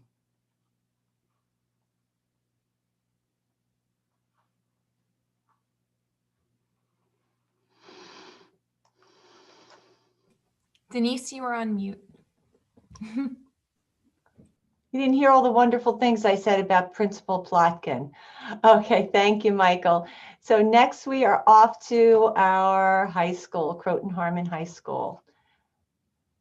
So our budget snapshot, as you will see, our PPS program, our pupil personnel program for students with disabilities, is a primary budget driver, along with the supervision component, which includes some of our professional development, and then also occupational education, which is a term used at the state level, but that is our career and tech program at BOCES. So BOCES arrives at this figure. It was their attempt for level billing. So they take a 3-year average and then data points within those 3 years to develop our projections for career and tech. That has increased almost by 90,000 this year due to our participation in that program. So we can go to the overview. So as with all of our schools, you can see that teaching and our students with disabilities programs represents between 75 and 80% of our building level budgets. And the high school career and tech, another almost 5%. We have our co-curricular activities. We have 50 co-curricular programs, including Destination Imagination at the high school, along with our student assistance services, and library, and many course offerings. At this point, I am going to pass it to Principal Duback to share a little bit about what's included in her 21-22 budget, and also to reflect on some of the wonderful changes that we made this current year. Okay, thank you. Good morning. As our students look towards their last 4 years in the Croton Harmon schools, their experiences at Croton Harmon High School and the opportunities that we can provide for them drive our budget. The questions we have to ask each year is, how do we maintain the strengths we have, and what can we add, revise, and grow in order to continually do the best for our students? You'll see that each aspect that I have chosen to highlight today has a direct impact on the student experience and ultimately their path beyond high school. So beginning with choice and voice, I think that our course catalog is really a prime example of how each year we are able to maintain a wealth of course offerings, including electives such as darkroom and digital photography, creative writing, in humanities facing history, electronic music, video production, and more. You'll see in this next slide, John, if you could show that. You'll see in this next slide a snapshot of our course catalog and some of the beautiful student art pieces that are interspersed throughout the catalog that students created in these courses. Our budget continues to support offering 3 language pathways and 19 AP courses, as well as several courses that can lead to college credit, such as our Introduction to Engineering through Project Lead the Way and our Science Research Program. And that's all within the walls of our school. We also offer our students the opportunity, if they can find a course that we do not offer, to take that course through our virtual high school program. I think our wealth of opportunities that we prioritize in our budgeting is a prime example of our value on making sure that our students have every opportunity we can give them, and that we allow them many choices as they develop their voices throughout high school. Responsive teaching and learning is something that's always essential to student learning, and not only do you see that in the evidence of our wide array of classes, some of which have been developed due to student interest. As a district in our work with the NYU Metro Center and the ADL's No Place for Hate program, we continue to utilize our budget to support responsive teaching and learning. This can look like making sure that we have funds reserved for our English department to explore new texts that can adapt to where our students are and what they need in any given year. Our budget also supports the work and continued exploration of what we learn and grow from through implementing our No Place for Hate program. The ability to be responsive to what happens in our world and to be proactive is a hallmark of our budget and so important for our high school students. As we emphasize supporting students in their flexibility, adaptation, and empathy, our budget supports us in being able to do that on an ongoing basis throughout the school year. Our new active learning spaces are one of my favorite pieces to highlight. Besides being beautiful spaces to teach and learn in, they are so important to us because they represent a continual plan over time to grow and adapt our spaces to be the kinds of flexible, active learning spaces that we want for our students and staff. At CHHS, we now proudly house a beautiful new active learning library. That's actually the next slide. So our beautiful new library that was just completed this fall. We have, you can see an overview and some of the pictures of the furniture in there. And if we go back to the next slide, we also have what used to be our second floor computer lab that has been transformed into an instructional space to be used for project-based learning and exploration by students and teachers, as well as our newest space that was just completed a few weeks ago, our third floor art space. It is one of the most gratifying experiences to see our students in these spaces and also to imagine what will come in the future for them. These spaces are not just about aesthetics, though. They're about how students use these spaces to collaborate, innovate, engage in opportunities, such as just this week when students were in the library seeing a Holocaust survivor speak via Zoom through the Holocaust and Human Rights Institute. Our budget supports our active learning spaces and the creation of even more of these innovative spaces over time. Technology to support and innovate is another area I want to speak about today. That's always important, but probably is highlighted now more than ever as we see so many possibilities after experiencing aspects of virtual learning this year. And we are thinking about what we have learned this year and what we can use that will innovate in the future. Our teachers have expertly navigated endless possibilities for instructional technology to find what works best. This process is continually evolving and seems to regularly present us with new opportunities to meet needs. For example, we know how important discussion is to student learning, and as we found that increasingly difficult in our hybrid model, we found technology to innovate. We found hardware opportunities such as individual microphones, a 360-degree owl camera to facilitate conversation. We also found ways to use programs like Parlay to have written Socratic seminars. The ability to support technology on an ongoing basis with the help of our Director of Technology, Ms. August, has been essential to adapting and meeting our students' needs and to just keep doing better. Dr. O'Connell mentioned the question earlier this morning about how we can disrupt inequity in our spheres of influence. And we have seen that student ability to engage while home varies, and using technology such as Parlay to allow for full participation in whole class discussions, for example, is one small way that we can create access now and in the future. Our students are also supported individually through technology, such as accessing closed captioning support for a student who is hard of hearing. Our one-to-one device program throughout the district, which is supported by the budget, has allowed our students personalized support, as well as allowed them to bring their own device, giving them more ability to choose and adapt at the high school level. And this is something that we hope to continue and grow beyond this year.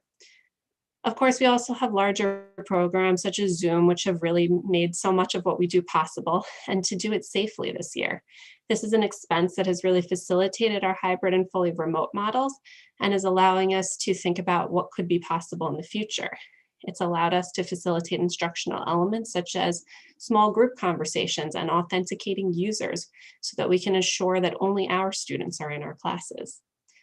Infinite Campus is another program that is a district expenditure that has really supported our high school by allowing us to do creative scheduling that will allow for teaming in the future as we look ahead to next year, as well as in the current year to keep accurate and adaptive attendance for our different cohorts and learning models this year. You heard much of the value of teaming from our middle school colleagues a little while ago. And at the high school, our upcoming budget supports the idea of teaming at the high school level. We're implementing it on a small scale for the upcoming school year, and it's part of a continued journey towards more interdisciplinary and transdisciplinary learning.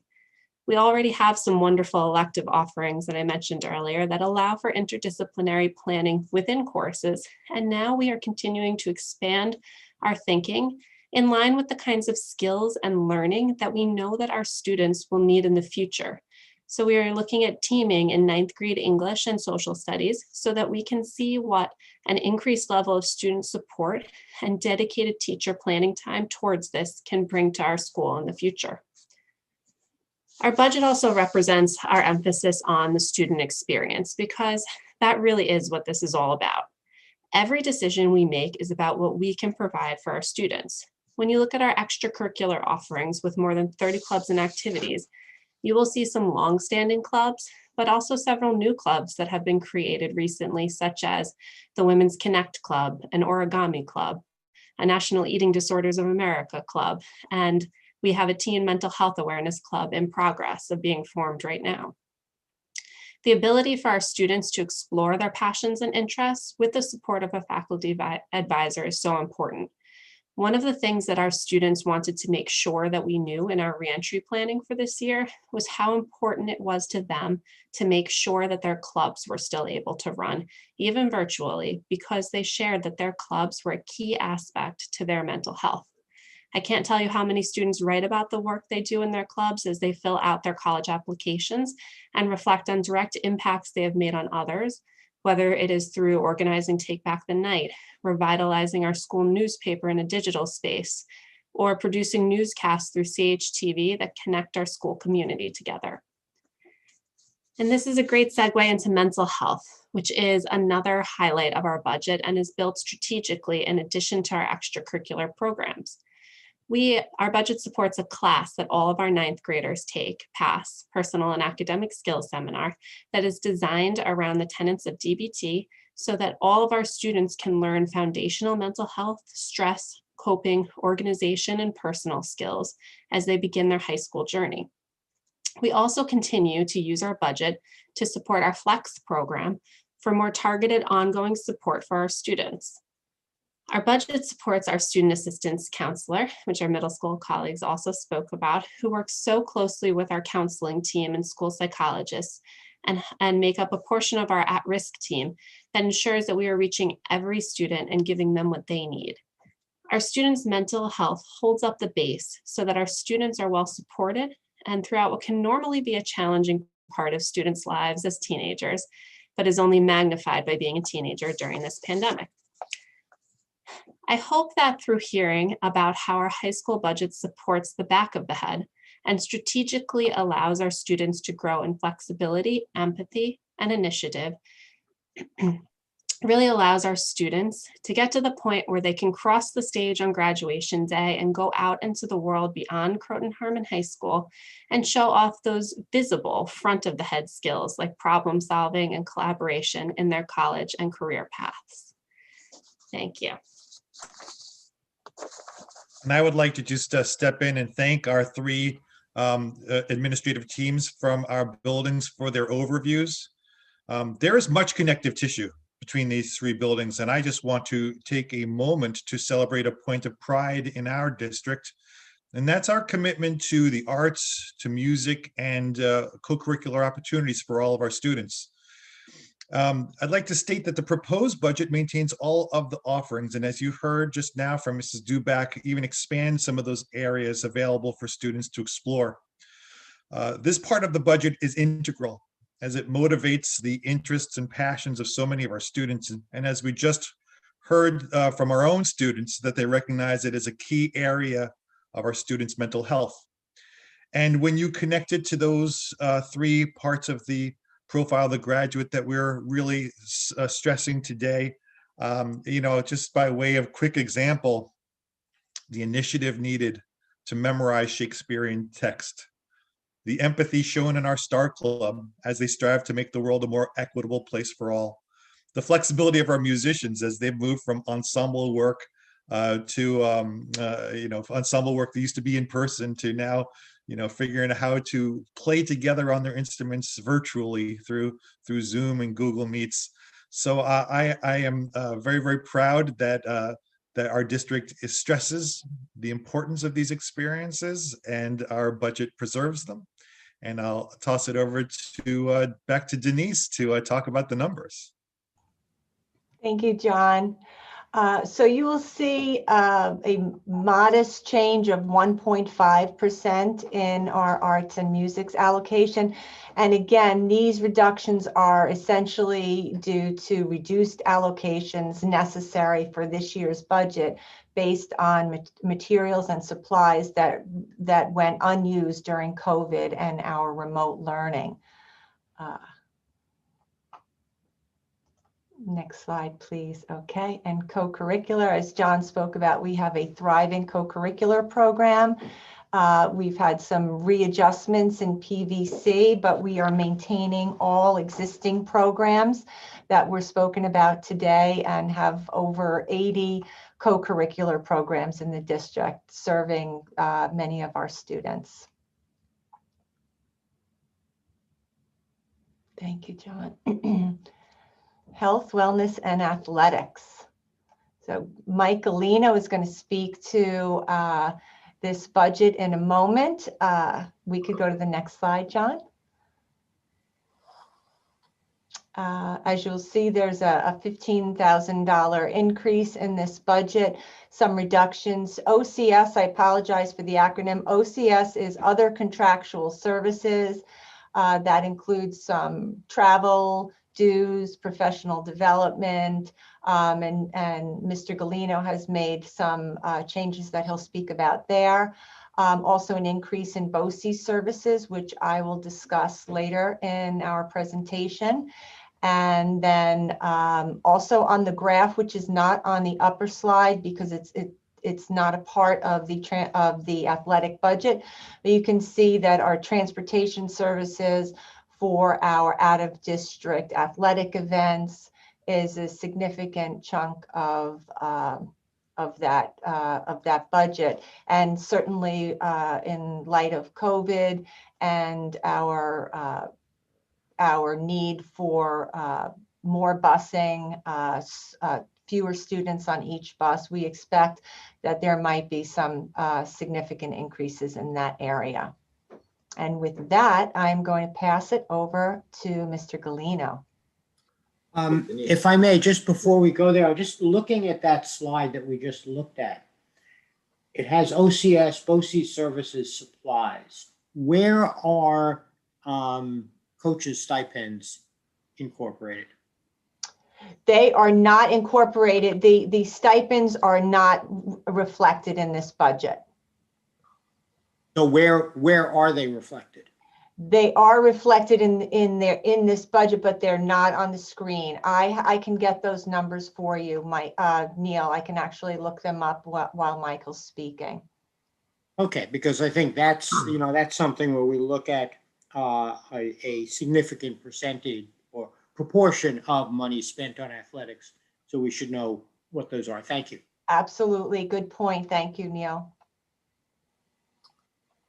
Oh, okay, thank you, Denise. So I think the important thing to emphasize here in the beginning is this budget that we're proposing represents no program cuts at all. So all the programs that we had this year, I could even say like last year, because this year we didn't have some programs because of COVID. We will continue with those programs moving forward.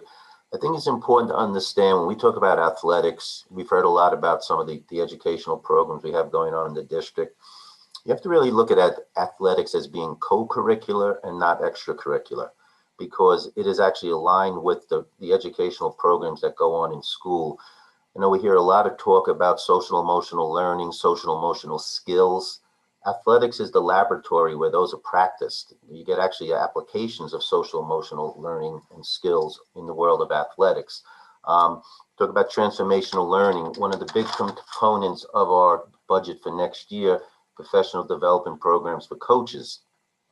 That's not as much about looking at helping coaches develop X's and O's and skill development. It's more about developing skills of transformational coaching, looking at positive mental health components, things along these lines. We're going to definitely get into a program where we're going to help coaches get certified in strength and conditioning, which is a major part of an athletic program. But when you're thinking about athletics, you got to really think about it as being the ninth period of the day, which kids are going to transition from classrooms into, fields, gymnasiums, tracks, courts, things like that, and they're going to be learning some of those same lessons. We take a look at athletics, transformational learning, but also we know we are doing a lot of work this year with social justice. These are things that will also be incorporated into our athletic program. Let me just speak a little bit about the items we see here on the board. So this year, we were able to, for the first time, begin to stream games. So we have in the high school gym a huddle camera, so we can now stream games. We have our own Croton Harmon Athletics YouTube channel. So anything that we stream, we have a football game today, for example, we'll stream that from Spencer Field. And the goal is, as we move forward, year after year, we'll continue to add cameras at different sites. Part of this budget includes the addition of a streaming camera, a huddle camera at the Spencer Field facility for next year. This year we started, it was virtual. We started with seasonal athletic award ceremonies. The goal is to continue that this year, but that's also become part of the culture here at Croton Harmon, where at the end of each season, we honor athletes for their academic as well as athletic achievements. Next year, we're going to look at implementing a new position, which is called an events coordinator position. This person would be involved in helping run the after-school programs.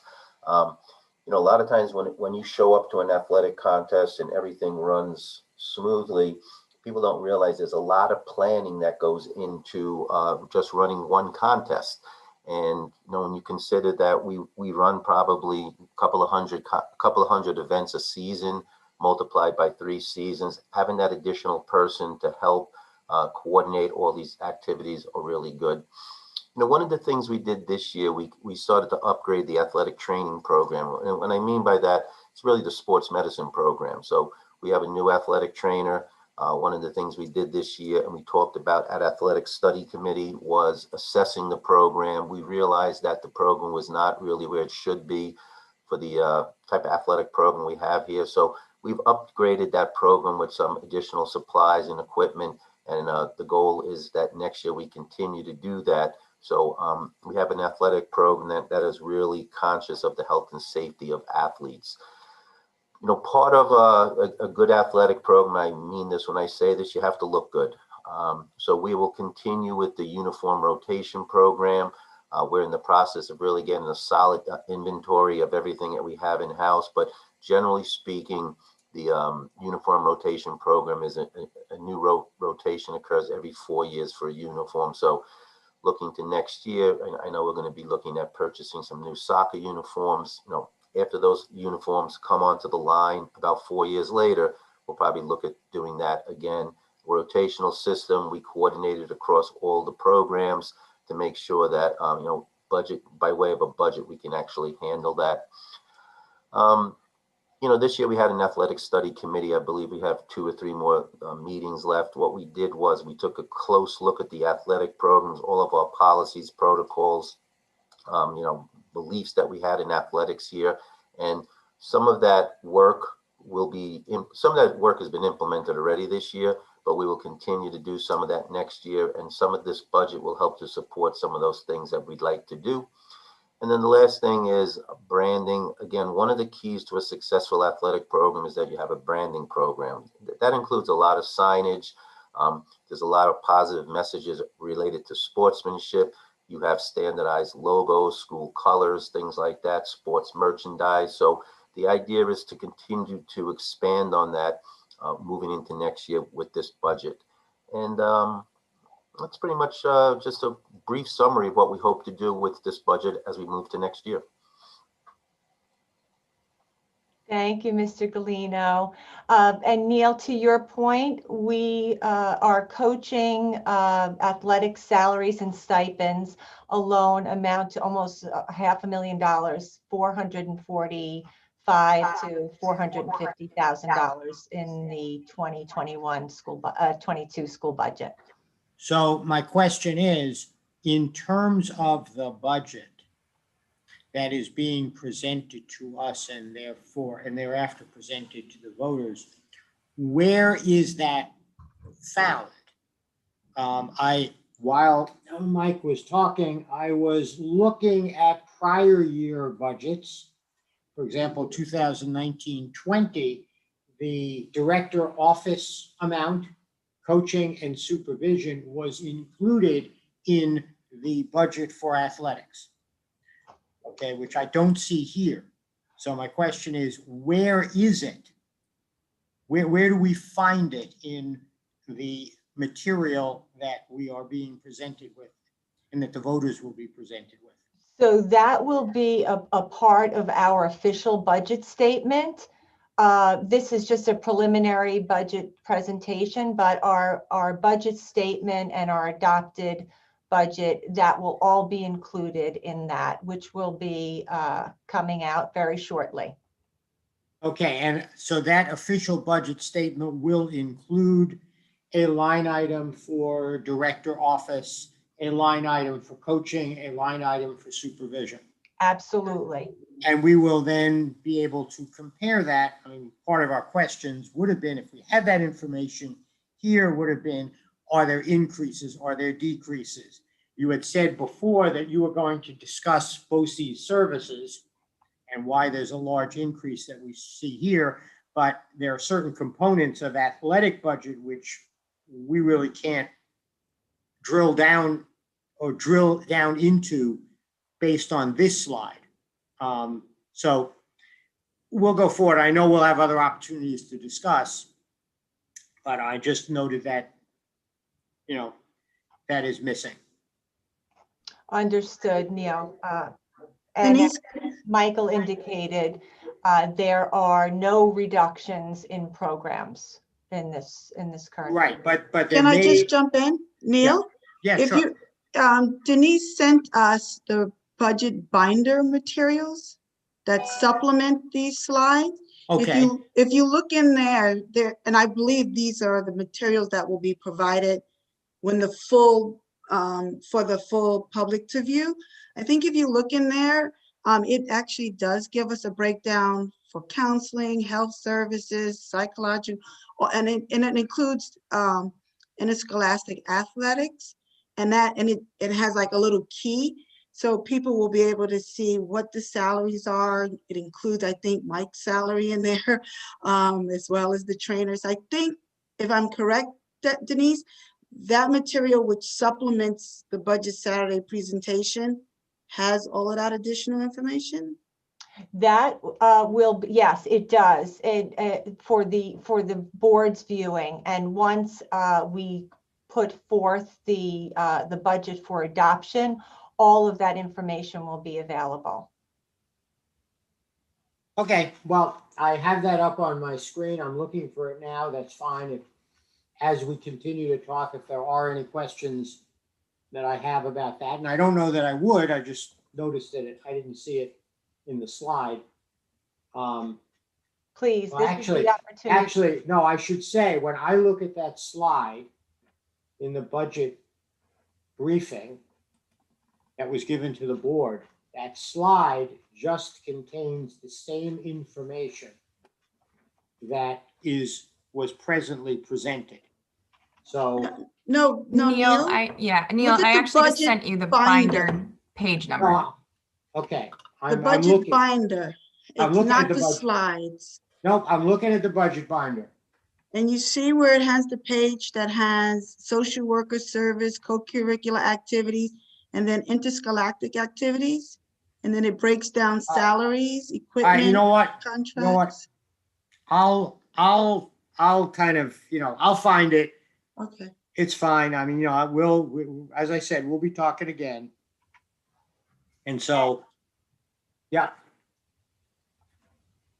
And Neil, you can direct any questions. Feel free to contact me and I will provide you with additional information. But that preliminary budget statement does have a very detailed explanation of all codes. Okay, yeah, I now found it because I was provided with the page and Jade, so that's fine. Got it. I apologize for my obtuseness. No apology necessary. This is the time for questions.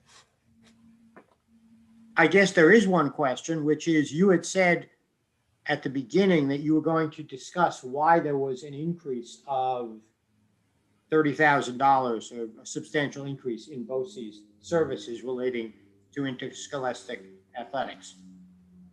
So I don't want to forget that. And we will be discussing that after the break. Oh, okay. I apologize again. No apology necessary. And how long is the break? How long? We're open. 5 minutes. Okay. Does that sound good for everyone? We're really making good time here, so we want to stay on top of our schedule. Does that work for everyone? I think that's great. Okay. Thank you, everyone. And yeah, stand up, get some more coffee. We'll get back in about 5 minutes. Sarah, send me a little note when you're back, so I'll stop the other video. Thank you. Yes, and I think Tracy, you need everyone to make sure their computers. Well, I'm just going to share my screen. Okay. You're okay. Just Okay, make so sure yes, you're muted. Tracy is going to be showing a video for our public to watch.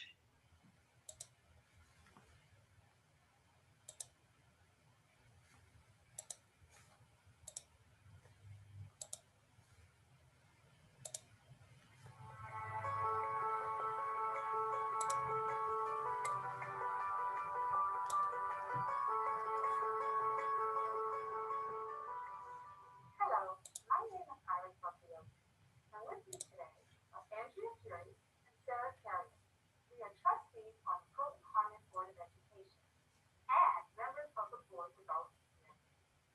This year, on May 18th, you decide you will be voting for 3 seats on the Croton Harmon Board of Education.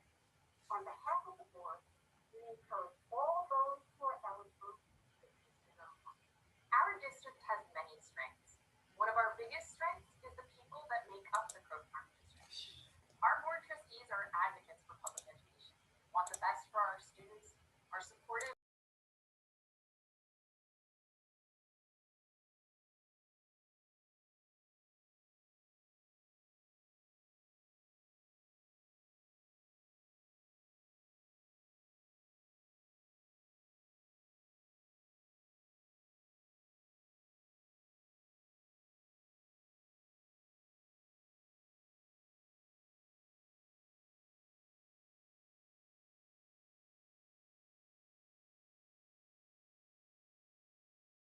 More, we believe that a board that is reflective of the many kinds or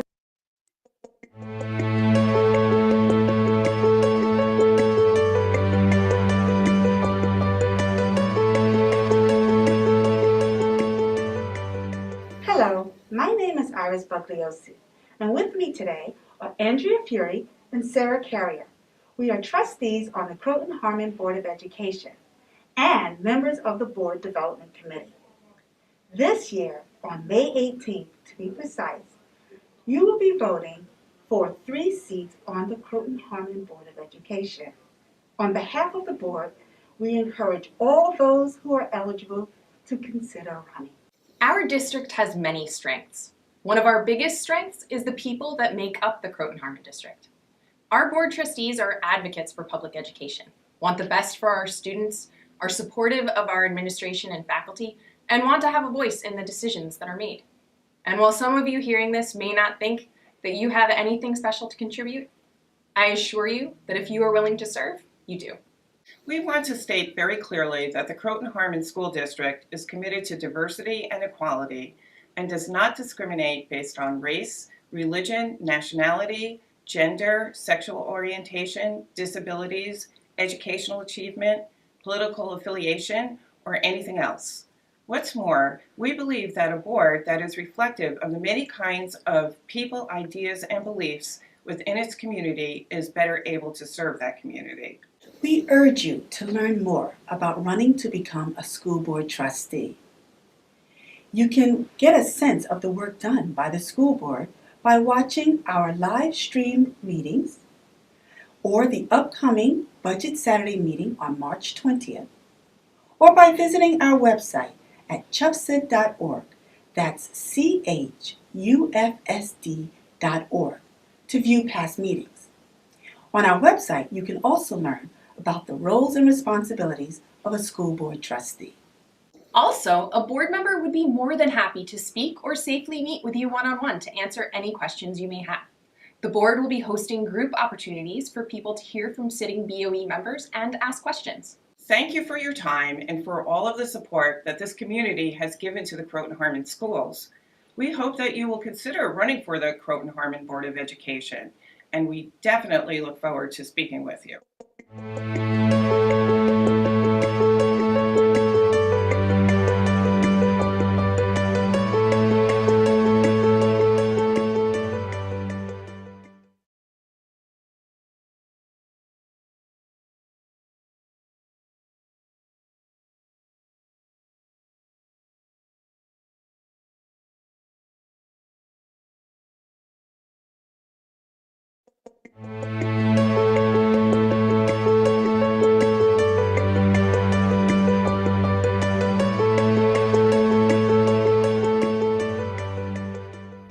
Hola, mi nombre es Iris Bugliosi, ella es Andrea Fury y ella es Sarah Carrier.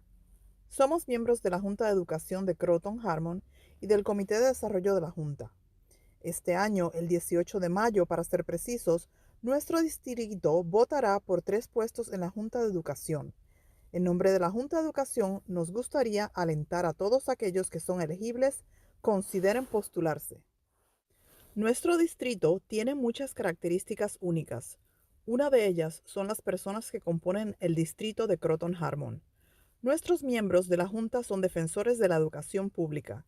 Quieren lo mejor para nuestros estudiantes, apoyan a nuestra administración y profesores. Además, usan su voz en las decisiones que se toman. Al escuchar este mensaje, podrán pensar que no tienen nada especial que aportar. Pero si está dispuesto a contribuir, por favor, únase a nosotros. Queremos dejar muy claro que el Distrito Escolar de Croton Harmon está comprometido con la diversidad e igualdad. No discrimina por motivos de raza, religión, nacionalidad, género, orientación sexual, discapacidades, logros educativos, afiliación política o cualquier otra cosa. Creemos que una junta está en mejores condiciones de servir a la comunidad cuando representa la diversidad, sus ideales y creencias. Le instamos a que aprenda sobre cómo postularse a ser miembro de la Junta Directiva Escolar. Para tener una idea del trabajo que realiza la Junta de Educación, vea las reuniones transmitidas en vivo. La próxima reunión sobre el presupuesto será el sábado 20 de marzo. Si desea ver reuniones pasadas y aprender las funciones y responsabilidades de un fideicomisario de la Junta Escolar, visite nuestro portal chufsd.org. Para responder a sus preguntas, cualquier miembro de la Junta puede reunirse y hablar con usted confidencialmente. La Junta también ofrecerá funciones de preguntas y respuestas. Agradecemos a esta comunidad por su tiempo y apoyo que brindan a las escuelas de Croton Harmon. Esperamos hablar con usted y que considere postularse para la Junta de Educación de Croton Harmon.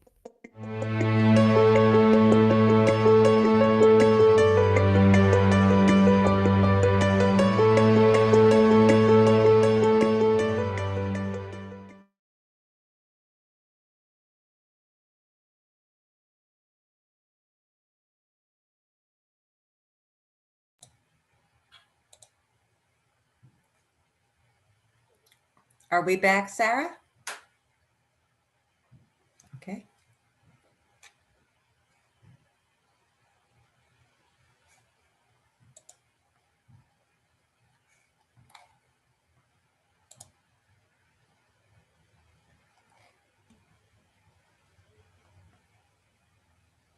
All right, I'll give everyone another second to get their cameras back on, get situated.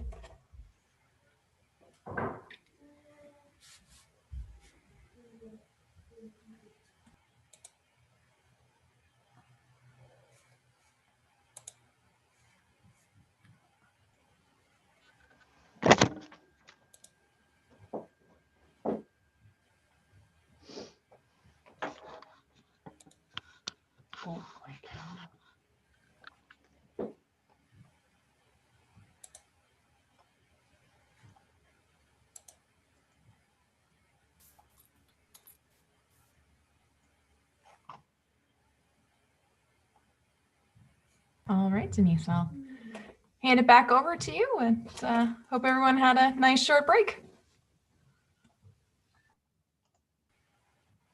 Thank you, Sarah. Can you hear me? Okay. Pupil Personnel Services. So Karen Gatto is with us today. Karen has had some surgery and I didn't think she would be able to join us, so I'm thrilled to have her here. I'm going to briefly go over the budget slide, if we could advance that. Thank you, John. So Pupil Personnel Services, this budget supports our in-house programs and also our out-of-district placements for students with special needs, English language learners, and their families as well. You'll see a reduction in BOCES services, which we'll talk about briefly later. Also tuition, private and residential. This has, again, this budget is actually a moving target. It can change significantly because of the costs to educate these students, whether in district or out of district, are significant. So if we have minor changes in our population or enrollment, it could move this budget considerably. So there is some contingency in here as well. Other contractual services, you'll see that's down significantly. I will say that is due to the good work of Karen Gatto in her budget projections for our federal funds. So Karen has allocated professional development and other therapeutic services into our federal fund budget, which has relieved the burden on our operating budget. Next slide, please. So as you can see, tuition private is about 20%, BOCES services 36%, residential services 19%, and the rest is self-explanatory. Or also our transportation services account for approximately 12%, and our Director of Transportation, Rochelle O'Mara, will speak to that in her portion of the presentation. Next slide, please. There we go. Karen, I will toss it over to you.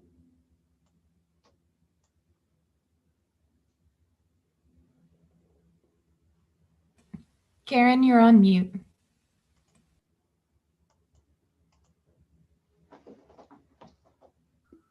You can tell I've been away from the microphone for a while. Good morning. Thank you very much for allowing me the time to speak to the pupil personnel budget, because as you'll hear over the next few minutes, the pupil personnel budget really supports all of the building initiatives that we've been hearing about, and really supports the area of social emotional learning and empathy, adaptability initiative. It's all right in there. And I'm pleased that how we're budgeting the money from pupil personnel is really in alignment with all of those priorities. So I'm happy to say that moving forward, next year's budget will be able to sustain all of the special ed programs and services that we currently offer. We have a continuum of services that's robust. And what's really special about our continuum is that it's built on student needs. It's in response to student needs. It's not a standard set of services and supports that we provide year after year. It's really custom tailored to the needs of our individual students. We will continue to offer special classes at each building. Co-teaching will be offered at elementary and middle school settings. Resource room will be offered more specifically at the middle school and high school setting. And consultant teacher services will continue in each building. Related services continue K through 12. And just to reiterate, our thinking behind the services that we provide to students is really based on the least restrictive environment. And so the goal is always to provide these services in the most naturalistic setting possible and in closest to a student's home setting. And so the budget, as you just heard Denise describe, reflects kind of a reduction in some of our out-of-district services because we continue to emphasize educating students in their home settings. Another way that we provide support is through transition support. So, there are key transition points in a student's K through 12 career, and the priority is to have those transitions be smooth. The one with the most particular importance for me is the transitional support that we provide to students with IEPs as they leave the high school, as they get ready to transition into adult settings. And so we've really built that up over the years, and we're really able to continue with that moving forward, which I'm pleased to describe. We have a unique secondary transition program that helps our students and families of kids who have maybe more specific needs to connect with adult resources and prepare. We have vocational opportunities. This year we offered a course which was supported in part by the pupil personnel budget that helps students prepare vocationally.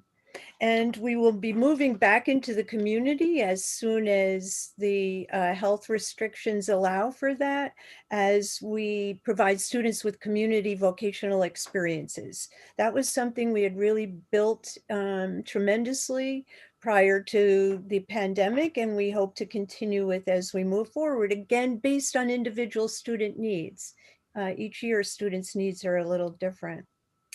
And we also provide aids through the pupil personnel budget. And we haven't really mentioned them throughout the discussion of services and how we provide special services for our students. But aids are an important feature, and many of them are supported through our budget.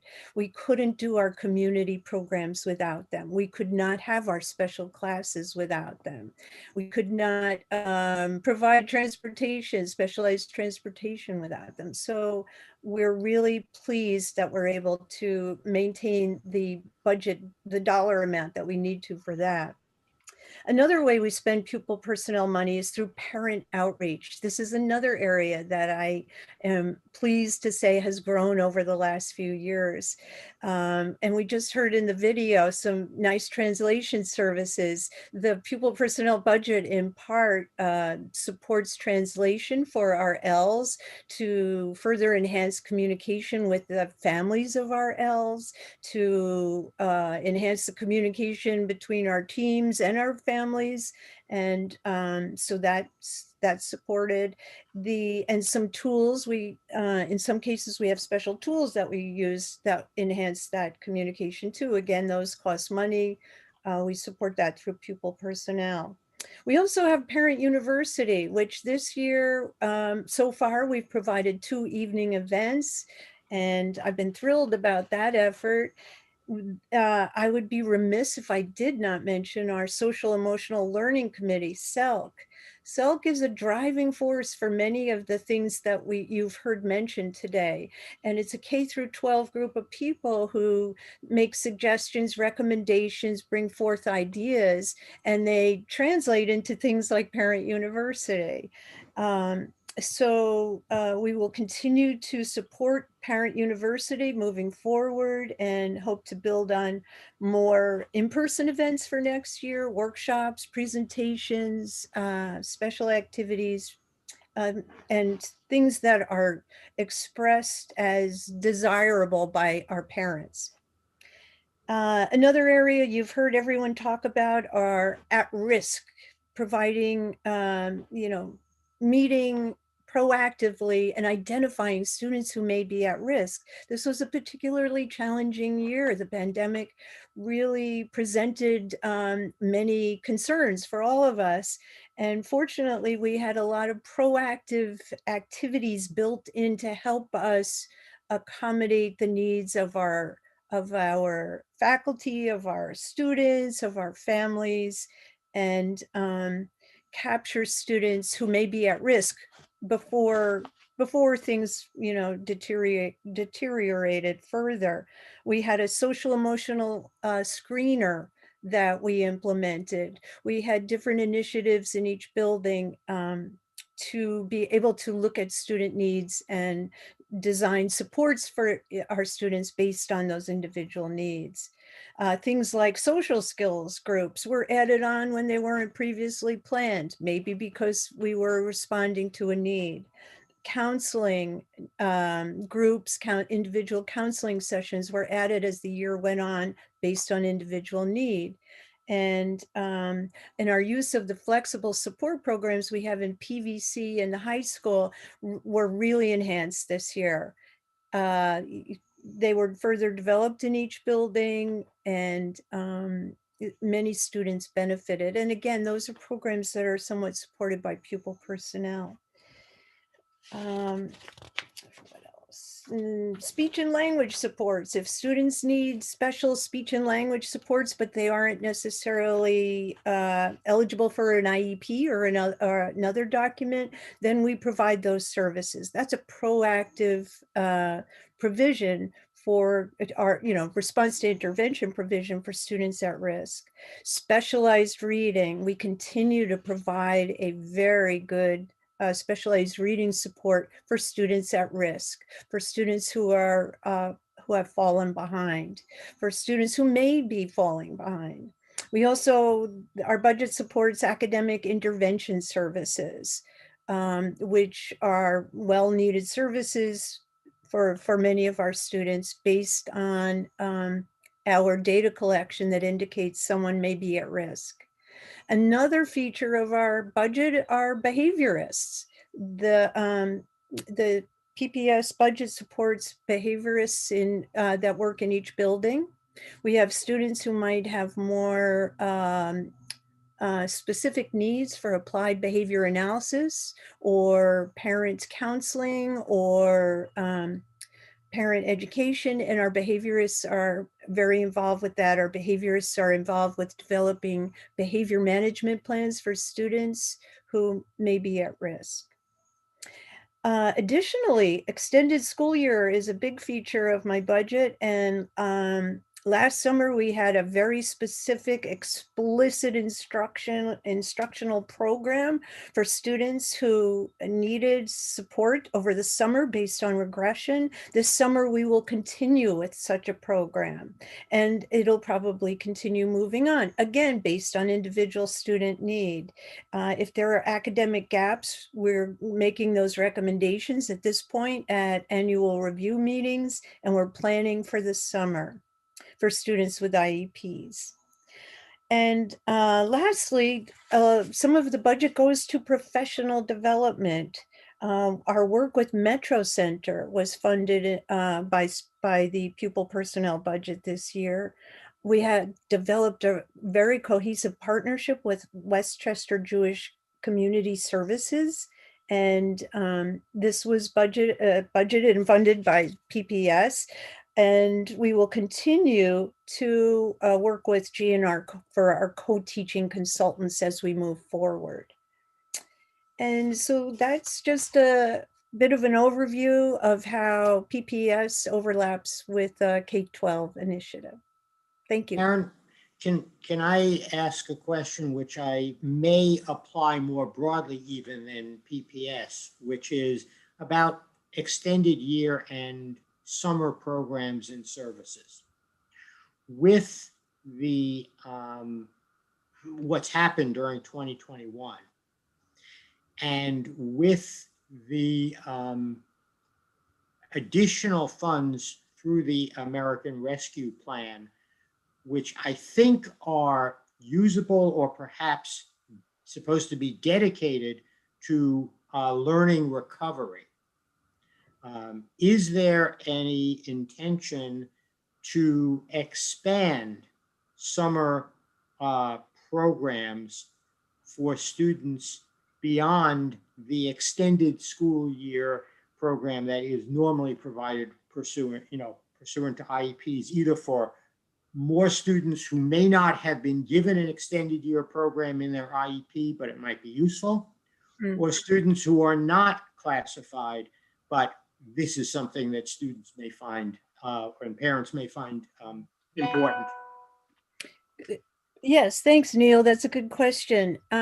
So there's a little bit of a difference between compensatory services and services based on a need to avoid substantial regression. So, and I'm sure that as a team, we will be discussing this more in detail as the funds that will be given will be more specifically described. But just so you know, last summer, we already increased the number of students who we determined would have met substantial regression if they hadn't come over the summer, because there were some gaps already. Now, whether they were attributed to the pandemic or their lack of accessing virtual instruction or whatever the reason, if the CSE determines that the child could benefit from those extended school year services to avoid substantial regression, then that's the recommendation that's made. And yes, I anticipate an increase in that. And I ask this more generally because we may well have students who have not been classified even, whose show some regression to the point that we may want to offer a more robust summer offering than even we have. I saw that there is a summer offering in the, I think it was in the middle school, talking about, summer math camp that's already been advertised. Is there the possibility that we may have more offerings in the summer using the money that we perhaps will be getting through the American Rescue Plan? And I think that's probably a question for Mr. Griffiths and Dr. O'Connell as much as anybody else. Yes, that's what I was just going to say. I think it's a conversation, for the administrators on the screen as we get ready for the end of the year. Yeah.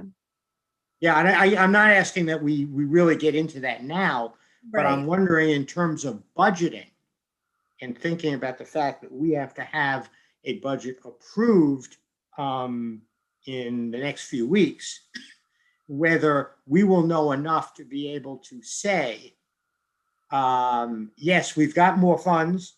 We identify a need or that we wish to provide offerings, and therefore we're going to modify the budget. We have additional revenue from the federal funding that I've just talked about. And so we're going to extend, have budget for additional expenses in that area to meet needs, that parents may see or may not have even considered. And I don't say we talk about that now, but I think that's something we probably should talk about between now and the time we finalize the budget. To be succinct, the answer is yes. The conversations Good. have started. I will tell you thus far, I've received two very different amounts that the district will be receiving. So that's another variable that we want to make sure we know exactly the amount we're talking about. But the answer is yes, yes, and yes. Thank you. And also, Neil, we're not sure if that is going to be classified in our federal funds or our operating budget. I will tell you that our existing summer programs, which are rather robust, are incorporated into our operational budget. I understand that, and obviously, however it is done from a budgetary perspective, financial perspective, as you talk about, Denise, or a educational perspective, as Dr. O'Connell's talked about, that's fine. I just don't want to forget that, and I don't want to get to July and, okay, we adopted a budget, the voters approved it, and, well, we got this money, but we can't spend it because we didn't budget for it. And I want to make sure that we can do whatever we are able to do and need to do for our students. And one thing I just wanted to echo what Karen was talking about and underline it from a board perspective is how important these transition support services are. And, it's been great to see how they continue to develop and grow. And it's something that we really always should keep an eye on because they're so key to the success of our students once they leave school. So thank you, Karen, for the work that you're doing there. And I hope that's something that we continue to develop and grow.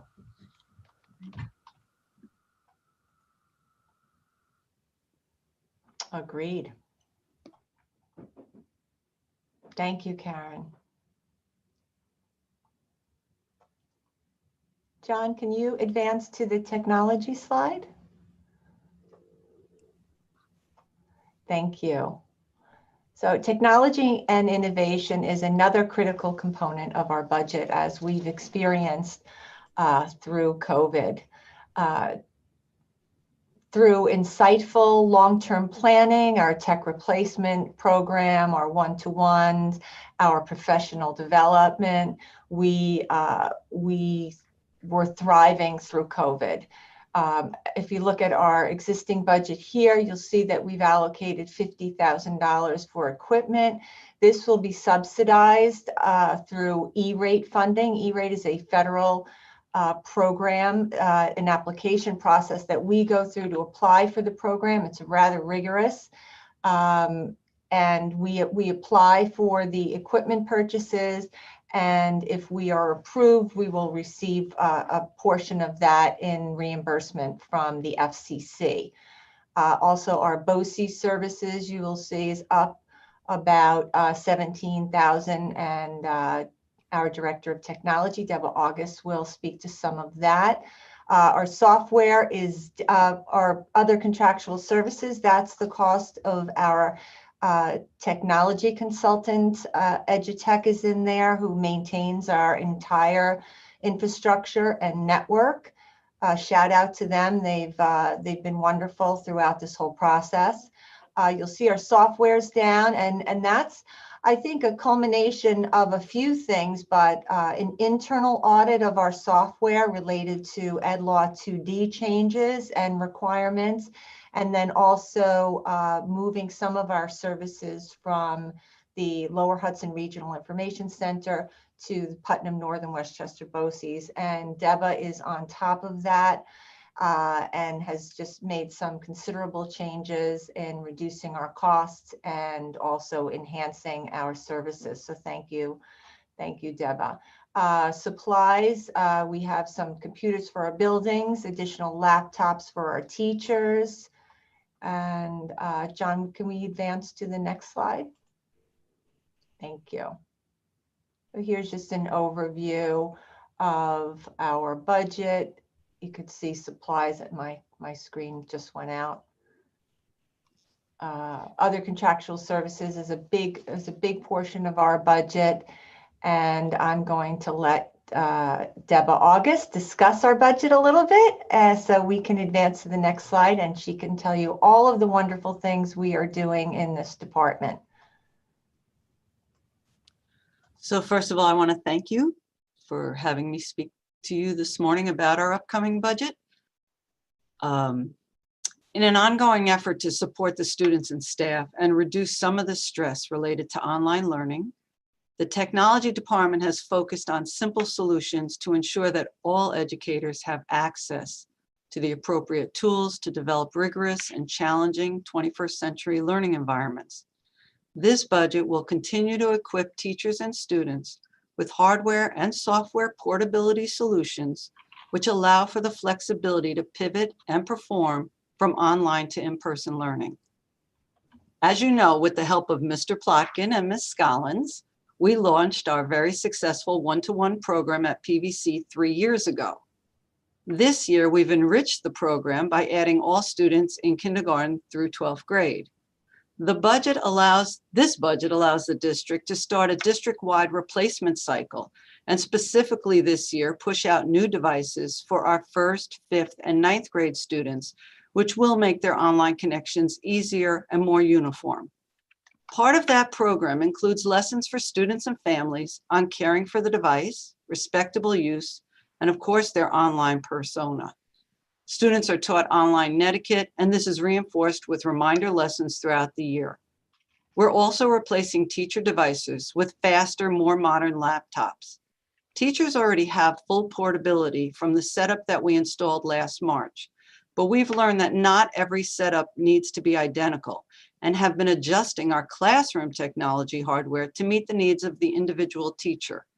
As teachers and students adapt to the many different schooling models, both online and in person, the technology program is adapting as well to meet teachers' needs so they can continue rigorous instruction. Meeting the one-to-one needs of our students also results in honing digital skills, learning to create a positive digital footprint, and conquering technology roadblocks. As previously mentioned by Ms. Duback, our learning spaces are evolving with new and more effective furnishings to support teachers and students in an equitable learning environment. The district will continue to provide MiFi hotspots to support families without internet access so that every student can have equal access to their education, which allows for full participation in their school programs. In this current school year, we were able to install additional outdoor Wi-Fi access points across our 3 campuses and open up our outdoors to teaching and learning through technology.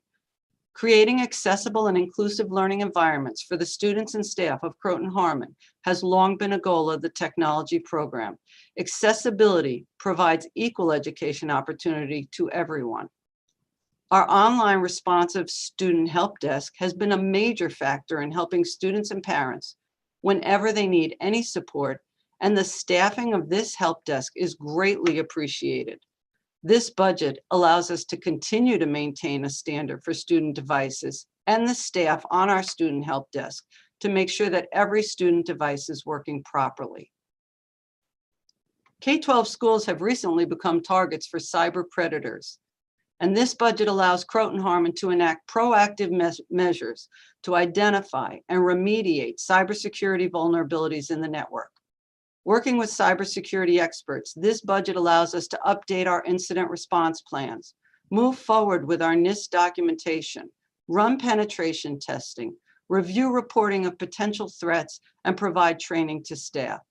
Additionally, every piece of software that students use is now fully vetted, and we require the vendor to explicitly sign in writing how they will not only use our student information, but where is it stored and how they will remove it from their servers should our relationship end. Protecting student privacy and showing concern for how vendors use and store our student information exemplifies a deep respect and concern for each individual student. Additionally, Ed Law 2D compliance has afforded us the opportunity to streamline software use in the district and add more consistency for students. When students are comfortable and competent with their solutions and software, they're more likely to take initiative in their work. This budget also provides an extensive list of tools and software fully vetted by teachers to support instruction. PNW BOCES has helped us to reduce some of our software expenditures by offering a model schools program to us at a lower cost than we previously paid through the Lower Hudson Regional Information Center.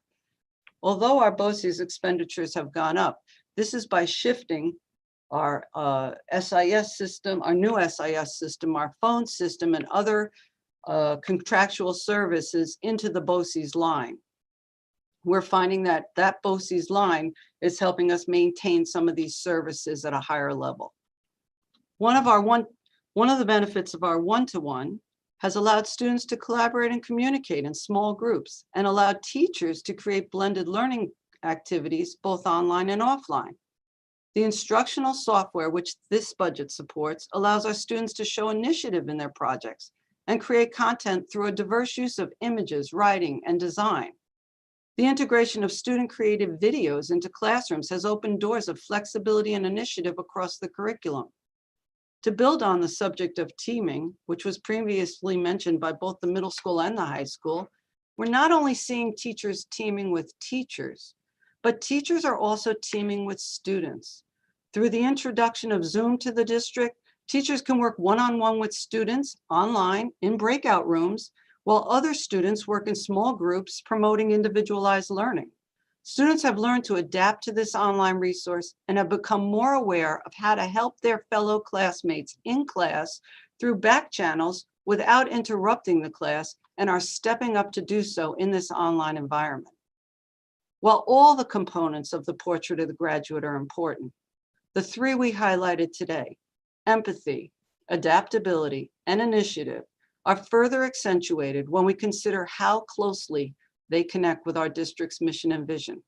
How will we create lifelong learners able to contribute to society if our children are not well-versed in how to leverage technology, access new learning, and to have an avenue to contribute to the global community? How will we help our children take agency over this task if we do not continue in our mission to foster mutual respect and empathetic digital citizenship in all of our students?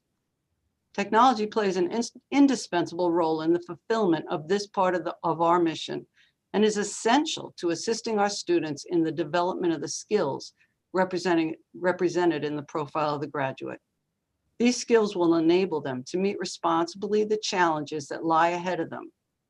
Thoughtful and deliberate budgetary decisions will allow our students to live up to the challenges that they encounter, help our teachers facilitate experiences that are engaging and meaningful, and ensure that we remain a district of high and reachable expectations. Thank you so much for letting me present to you today. Thank you very much, Ms. August. What a wonderful and comprehensive presentation. At this point, to be mindful of our viewing public, I think we're going to pause with the presentation and go to public comment. If we could, John, if you could advance us to the public comment page to see if we have any public who would like to ask some questions or participate in a discussion.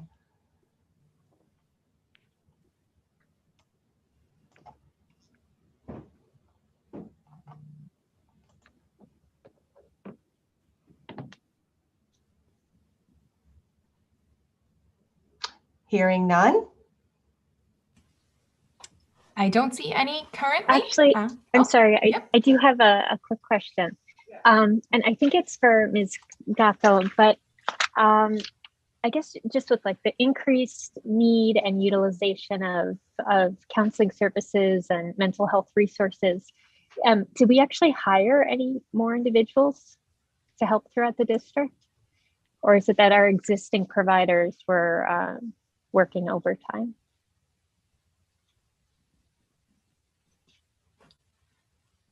That's it. Is Karen still here? No. I will say from a budgetary perspective, no, we have not hired any additional staff with regard to the upcoming budget. However, we do have additional teacher aides who are assisting in the classrooms. Our aide ratios are up considerably this year due to remote learning and the hybrid model. I'm not sure if that answers your question, but I believe that Ms. Gatto has left the presentation currently. Okay, and I'm not sure, was that the right person to direct the question to?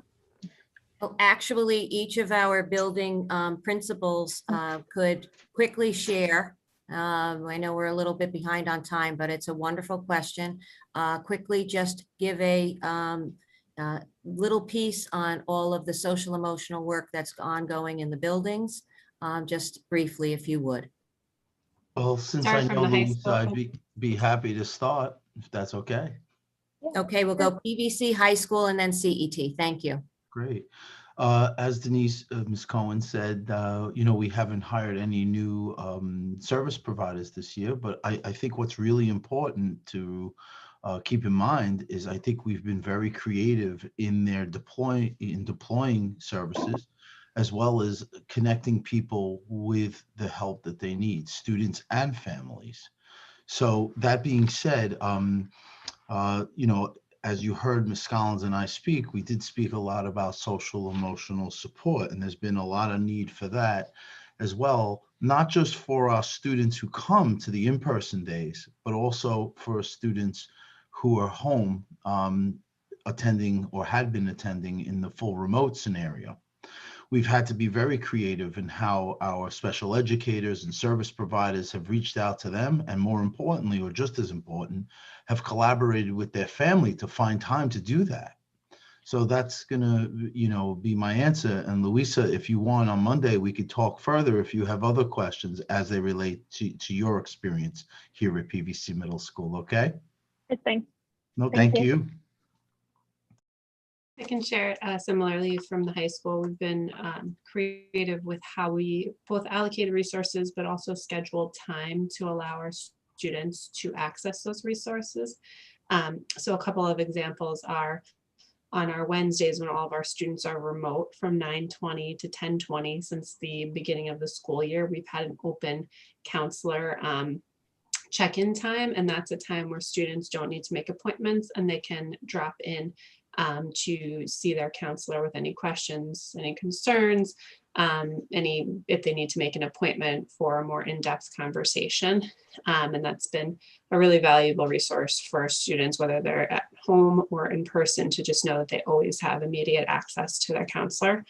And then we also strategically built in a weekly meeting of our chapter or our advisory program at the high school to make sure that students had additional touch points with an adult that they know and trust over time. And that's in addition to sort of our regular programs like our Flex program, our at-risk team meetings, et cetera. So not additional staff members, but being smart about how we use them to maximize student access to them. Great. We'll also, I'll build on what Mr. Plotkin and Mrs. Dubek has mentioned as well. We've really been strategic and creative in how we provide more access to students, similar to the other buildings.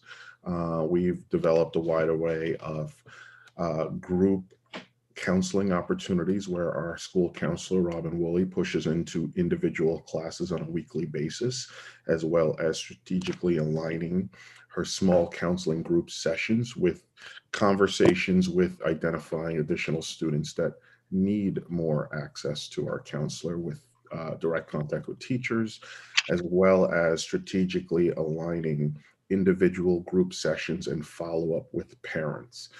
We haven't added resources, but collectively it looks like in all the buildings as well, we strategically looked at what are the areas of needs and how we can be creative to really meet the needs of students during these challenging times. And if I could just add to that, we've been very deliberate about the caseload for both our school psychologist and our school counselor, making sure that we have our mandated counseling services. Sorry about the dog in the background. Mandated counseling services being handled by our school psychologist, which then frees up our school counselor for more discretionary and whole group instruction.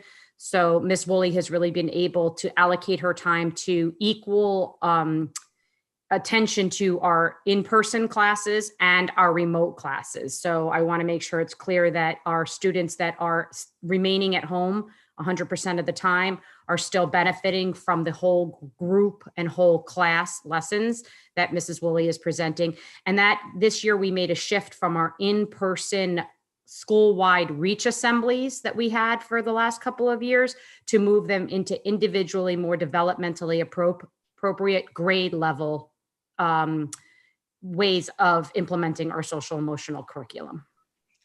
I'm sorry, I forgot one thing I wanted to jump in and add for the high school too. And another change we made this year was our remote learning coordinator role.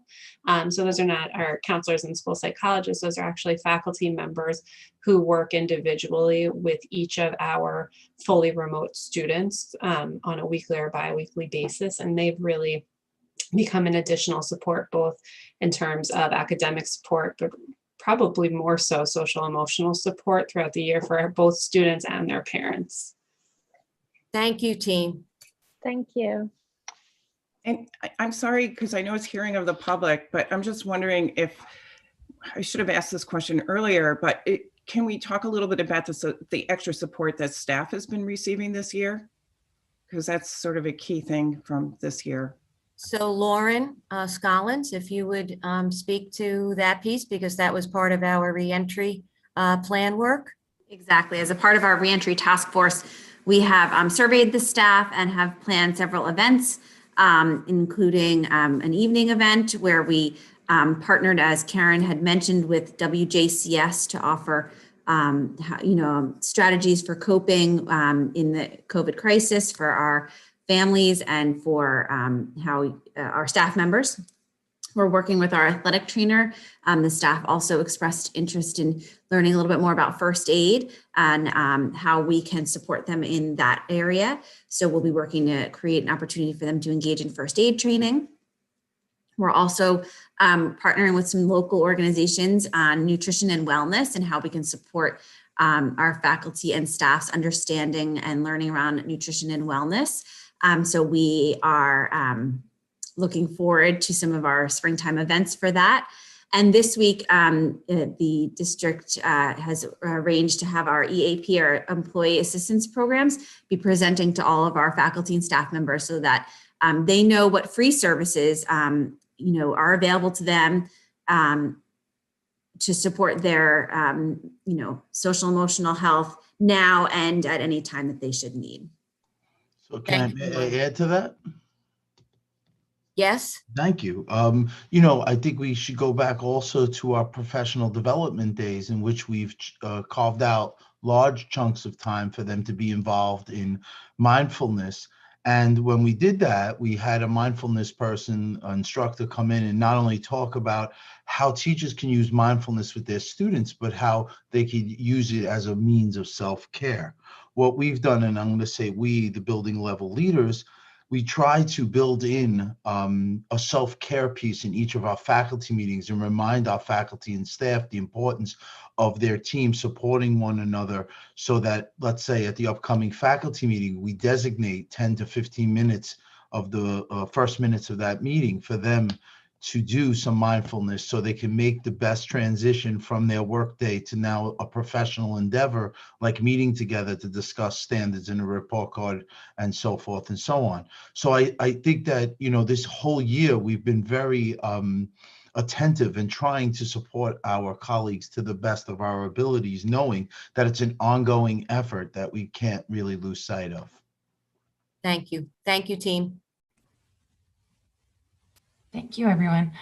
Before we toss it back to Denise, I just wanted to let any members of the community who are either on the Zoom or are watching the live stream that we will have one final hearing of the public session toward the end of today's workshop. So with that, I will turn it back to Denise and let her continue the presentation.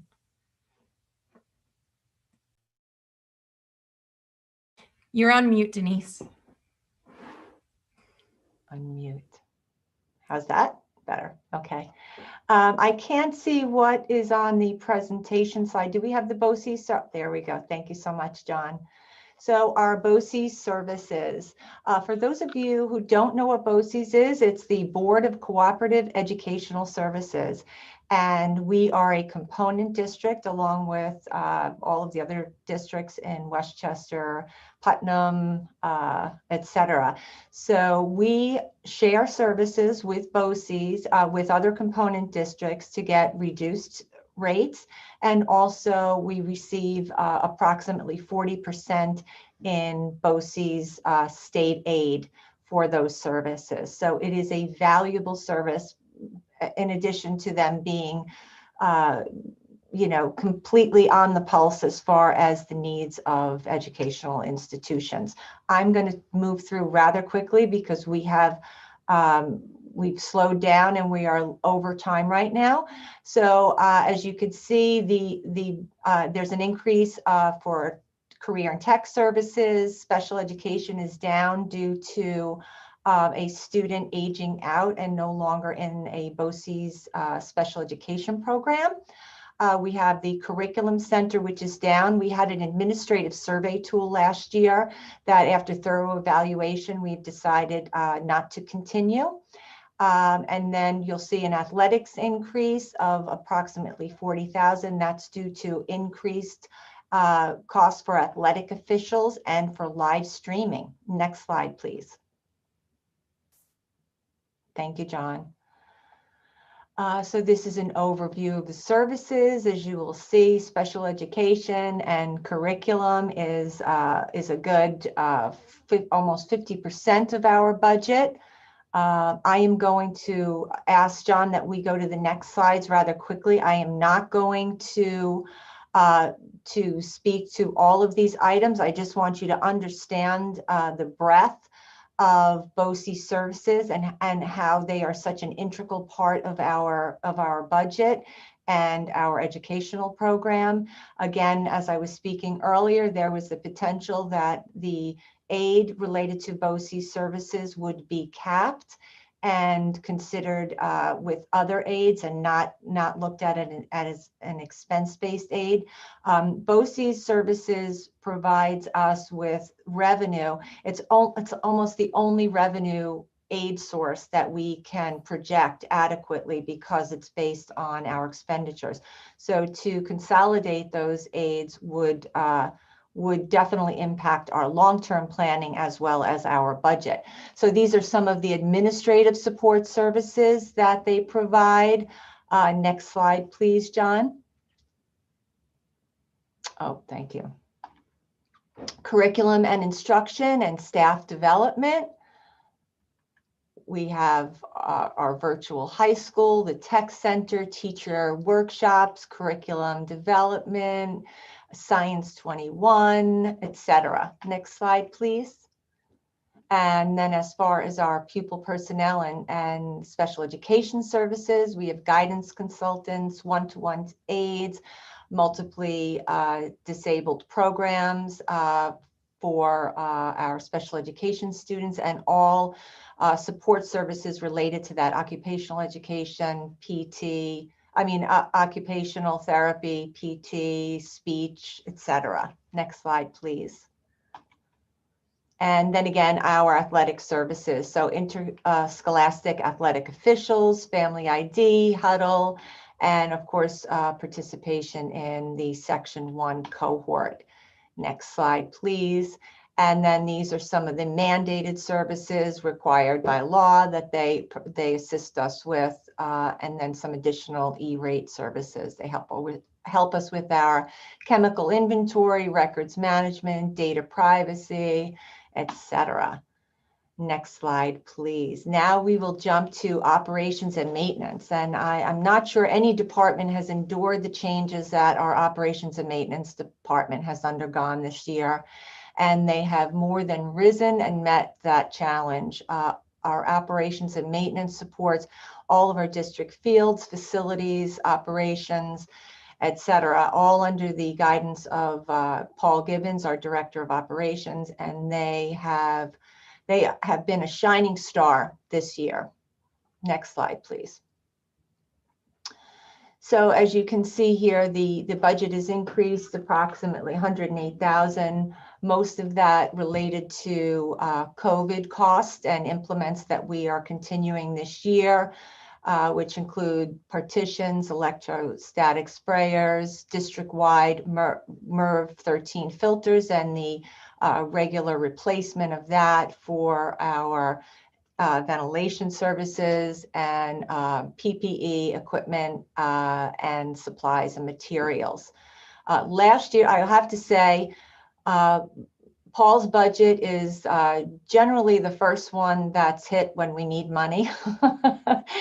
And his budget last year was consumed by COVID expenses. So what we had to do is we actually had to halt all of our maintenance projects throughout the year in order to absorb those costs. This year, we hope to re-implement those services and those goals for that program, and Paul will speak about that. His department includes all inspection services for building, electrical, HVAC, our oil tank storage, building safety, capital maintenance, fire and water testing, our annual visual inspection, building safety and security programs, etc. It is the heart and soul of operations for sure. Next slide, please.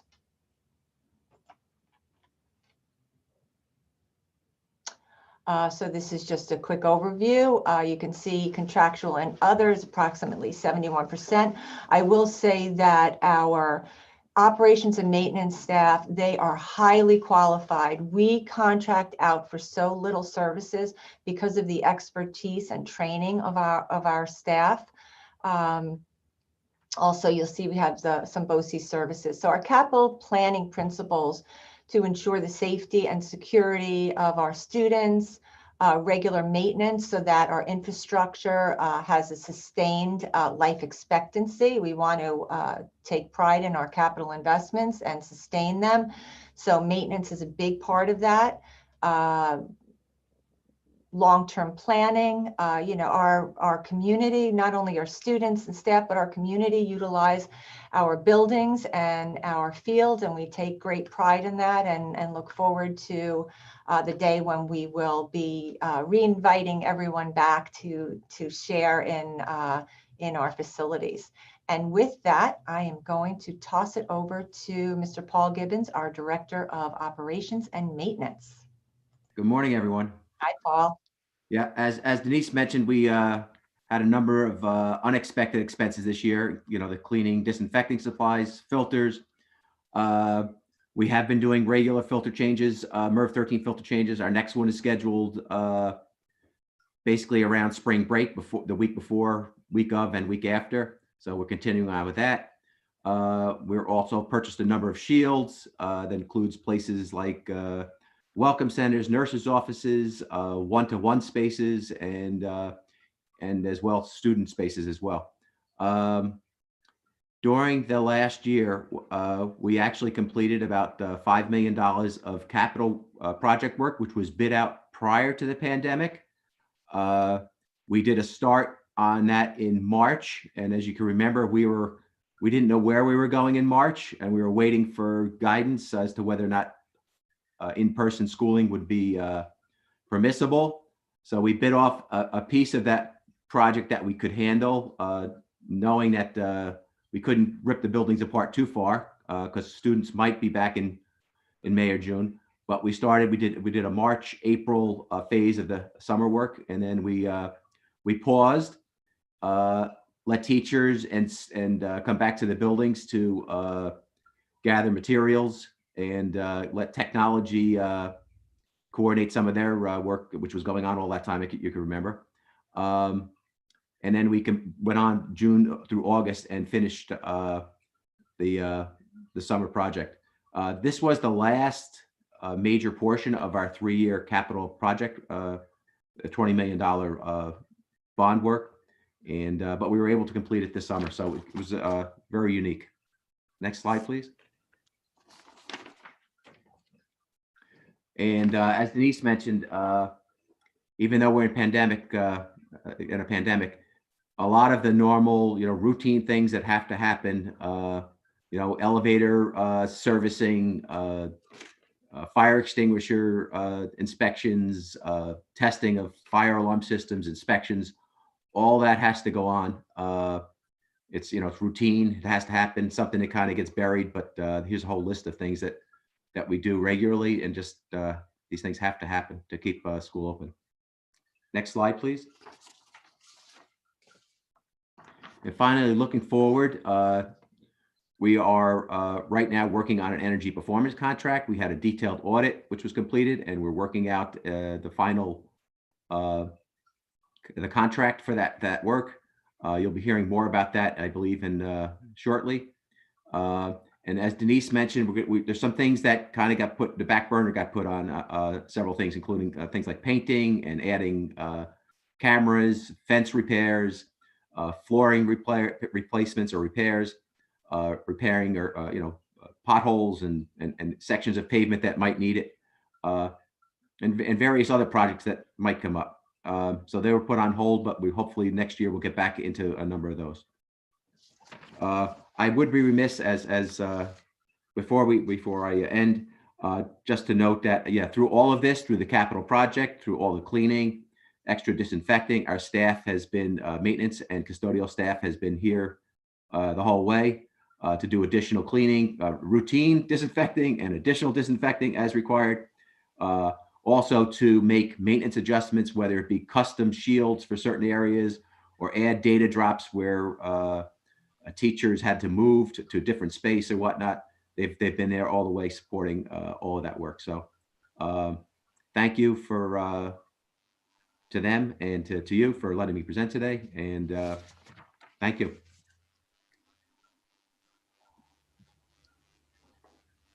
Paul, I have a quick question because I've been hearing this question coming up, like bubbling up from the public. Can you tell us about the use of electromagnetic sprayers? I know this is probably coming under the disinfection section, but are we budgeting for that? Do we have them? Are we using them regularly? We do have electrostatic sprayers, yes, for disinfecting. We have them in hand. That is a maintenance cost. That does come up. You have batteries and whatnot that need to get replaced, and and these we're using them regularly. So it is something we have, and we're maintaining it. And there are parts and whatnot that have to, get replaced regularly.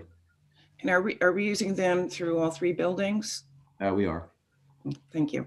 Andrea, we're using them on the buses too, and we have. Thanks, Rochelle.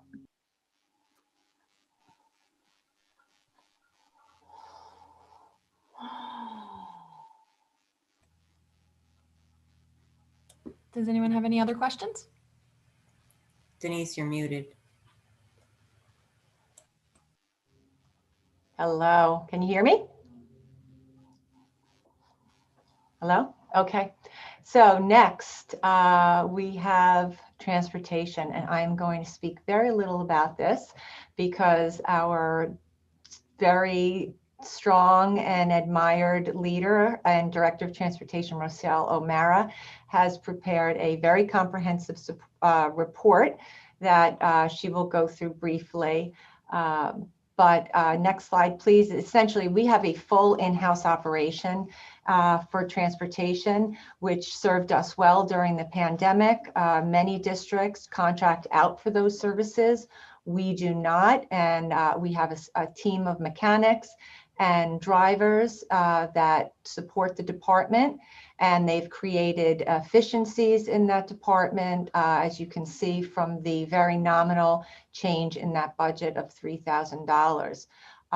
Within the contracted services, we have the cost for insurance, our bus routing software, other supplies and materials,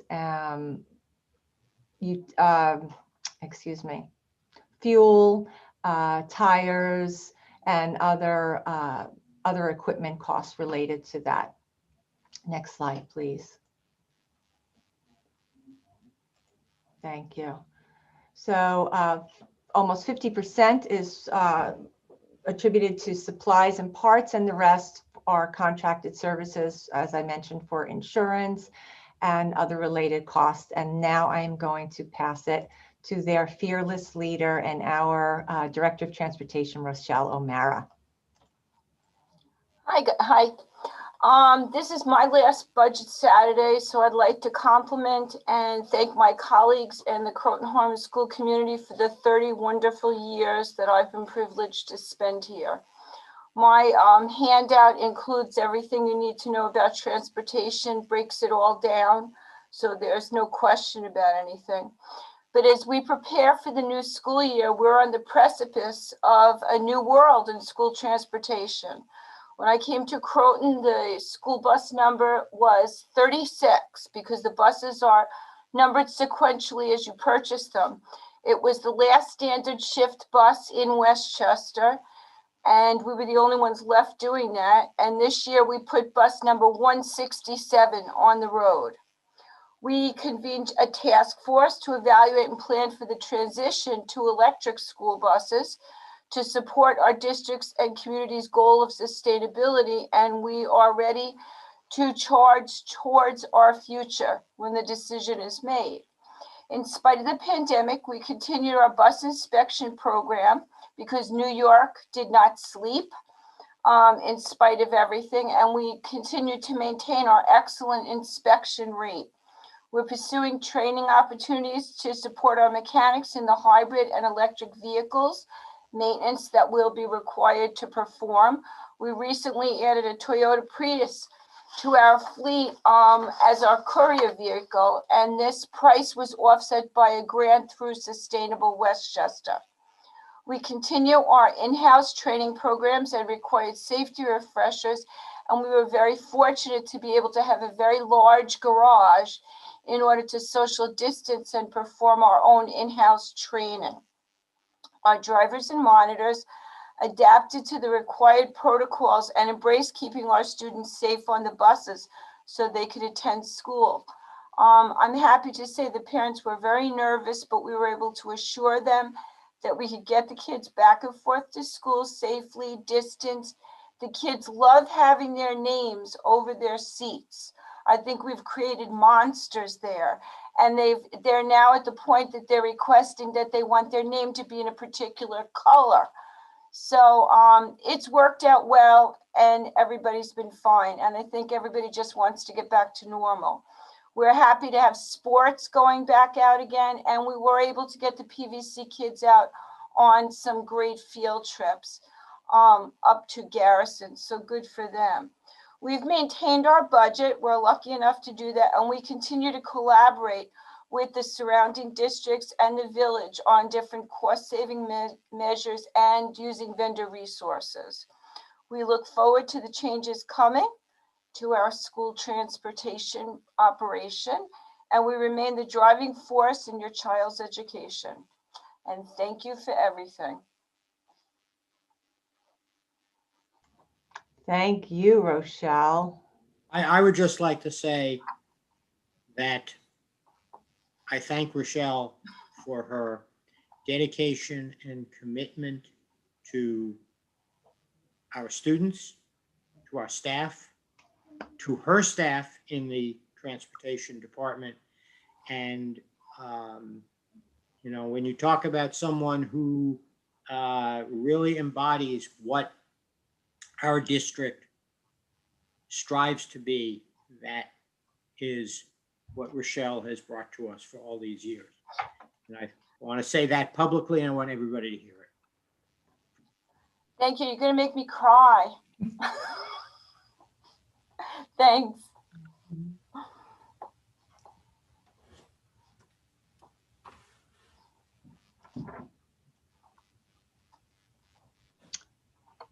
Okay, hold on one second.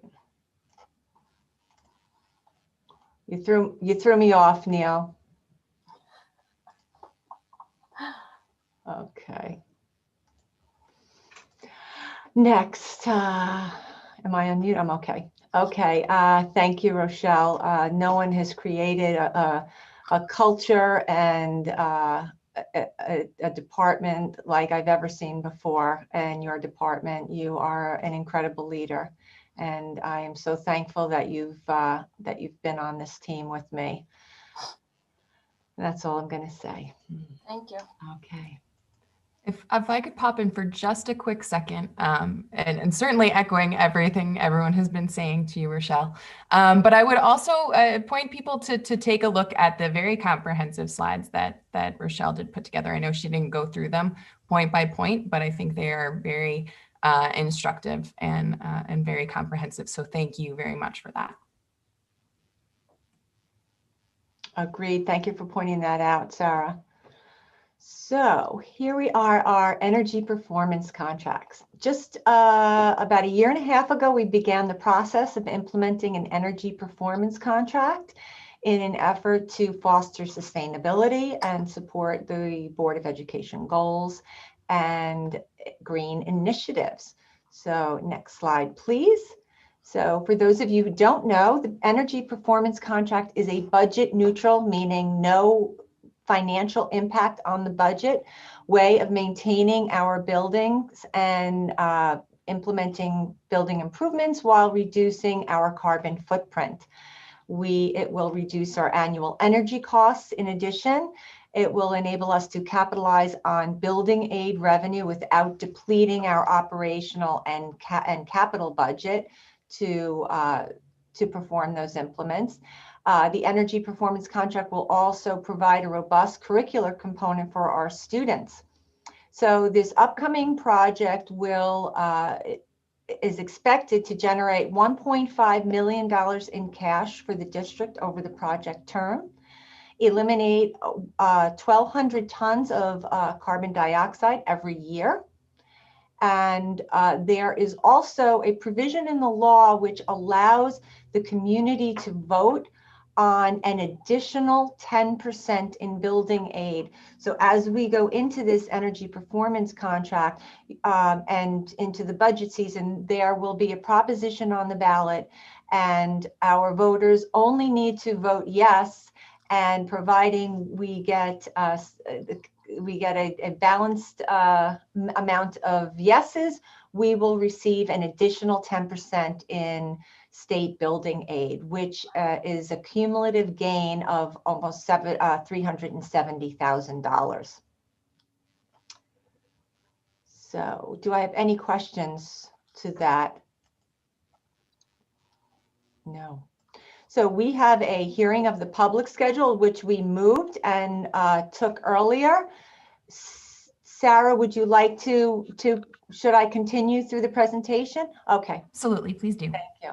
So this is a really ugly slide, I'm sorry, but I put it in for informational purposes. I will drill down a little bit deeper to this slide later in the section, but I wanted you to see our statistics over time. And if you can see, if you go back 10 years, which is when the tax cap was implemented, you can see that our average tax rate increase is in the ones primarily.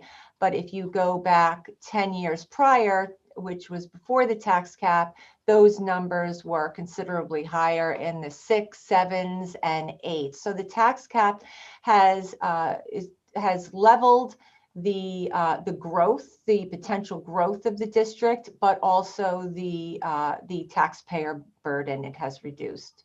So next slide, please. This is another another comprehensive slide I'm just going to bring to your attention. So on the left side, you'll see the proposed budget. And the bottom line of that is the levy amount, 41,427,807. That represents the amount that is levied to our taxpayers. Cortland represents about 97% of that levy, and then Yorktown represents another 3.5% or so because of the fewer properties. Another thing I did want to point out is the county equalization rate, which is provided by the Department of Taxation and Finance. That rate has gone down, which is beneficial to the full rate value. So that equalization rate equalizes the properties based on the Department of Taxation and Finance. So some school districts are at real value, and then some are equalized. So we are equalized, and you can see that Yorktown properties have a much higher equalization rate, and that will be reflected in the tax rate chart, which I'm going to show briefly in a moment. So you can see that there are more spikes and variations in that. Next slide, please. Thank you, John. So this is the estimated annual impact of this budget on our taxpayers. And this is just a scenario that I've created, which looks at the market value. So if we look at the market value of a home at $500,000, the per thousand rate there, and the estimated tax amount. So for a Cortland resident, there will be an approximate increase of $132 for the year. And a Yorktown resident will actually, because of the equalization change and the assessments, will see a slight decrease in their taxes. Very, very positive. Next slide, please. So this is just a drill down of the previous slide, which shows our 5-year tax rate average change, which for our Cortland residents is 1.37%, and our Yorktown residents less than 0.5%. So compared to growth and inflation, our numbers are very positive. Next slide, please. So this is that crazy chart that we love. This is the tax rate trends. As you can see, the line, the squiggly line is the changes that our Yorktown taxes have received since 2008. And then the squares represent Cortland. As you can see, that's it's a very stable rate change, and again, down to 1.37% for this year for our Cortland residents, and down 0.13% for our Yorktown residents. Next slide, please. Potential budget propositions. I will caution everyone not to attach themselves to any of these proposition numbers. These are all potential. The board will be voting on the propositions on March 25th, on Thursday at our next board meeting. But the proposal or the potential propositions are listed here. We have one for our budget. And these numbers, as I mentioned, these numbers may change if a proposition is pulled or added or moved up or moved down. So do not attach yourself to these numbers, please. The second is for the purchase of 2 student transport vehicles, not to exceed $250,000. This is a 20-passenger Chevy van and a 30-passenger Chevy van. These are both gas vehicles. Proposition 3 is for electric vehicles, authorization to issue a bond anticipation note for the purchase of one or more electric powered vehicles and related infrastructure costs with a not to exceed amount that is undetermined at this time. There are several options, and Ms. Carrier, you are going to mention our meeting on Tuesday. Yes, absolutely. So yeah, while we're speaking about these propositions, as Denise mentioned, there are propositions on here that are proposed and haven't yet to be determined. And that is because the board will be meeting on Tuesday, March 23rd at 7:30 to discuss our transportation related propositions and come to a determination so that we can act on Thursday, March 25th, and finalize all of the propositions that will be on the ballot. So that is the reason for those being proposed currently. Thank you, Sarah. And I apologize. I will adjust this slide to say proposed and make sure that it's updated on our website version. Thank you very much. So we have proposed proposition number 3, which is authorization to issue a bond anticipation note, as I mentioned, for electric vehicles and the infrastructure needed for those vehicles. And there will be a not to exceed amount on that as well.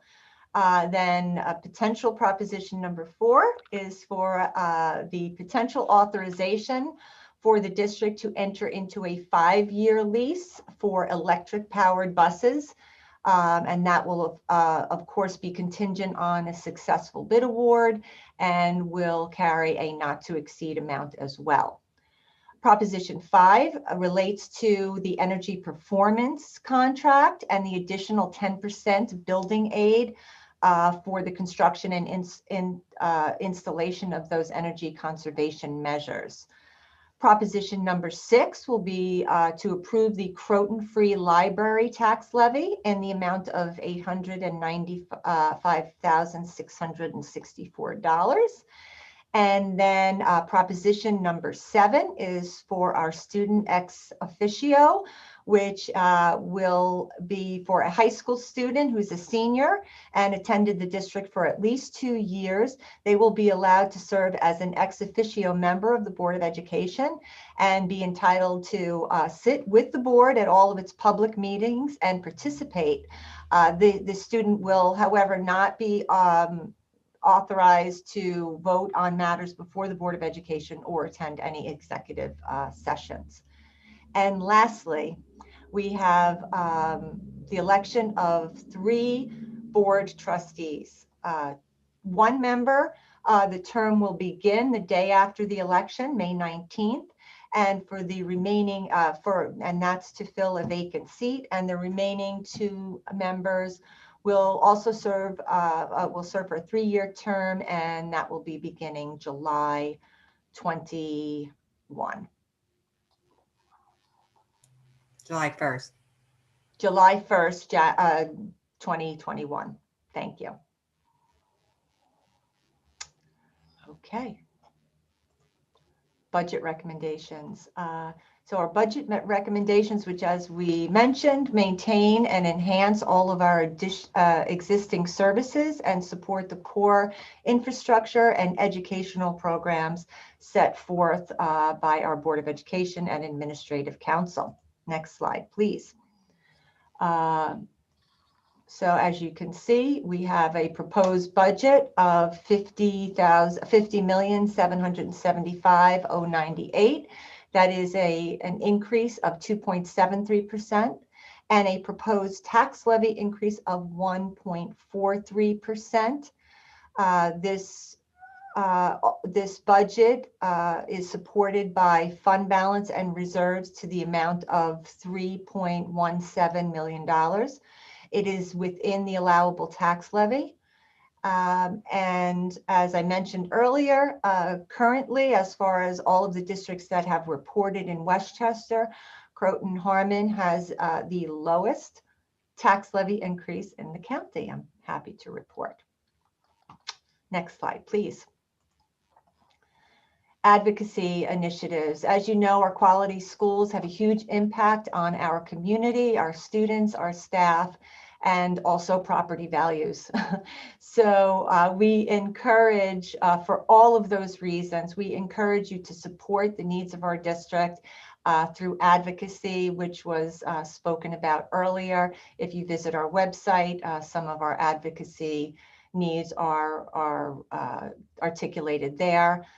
Again, rejection of the consolidation of aid categories and over-reliance on federal funding, disconnection between STAR that I've spoken about at previous meetings, increasing undesignated fund balance, supporting the repeal of the SALT deduction, et cetera, and also in support of bus electrification.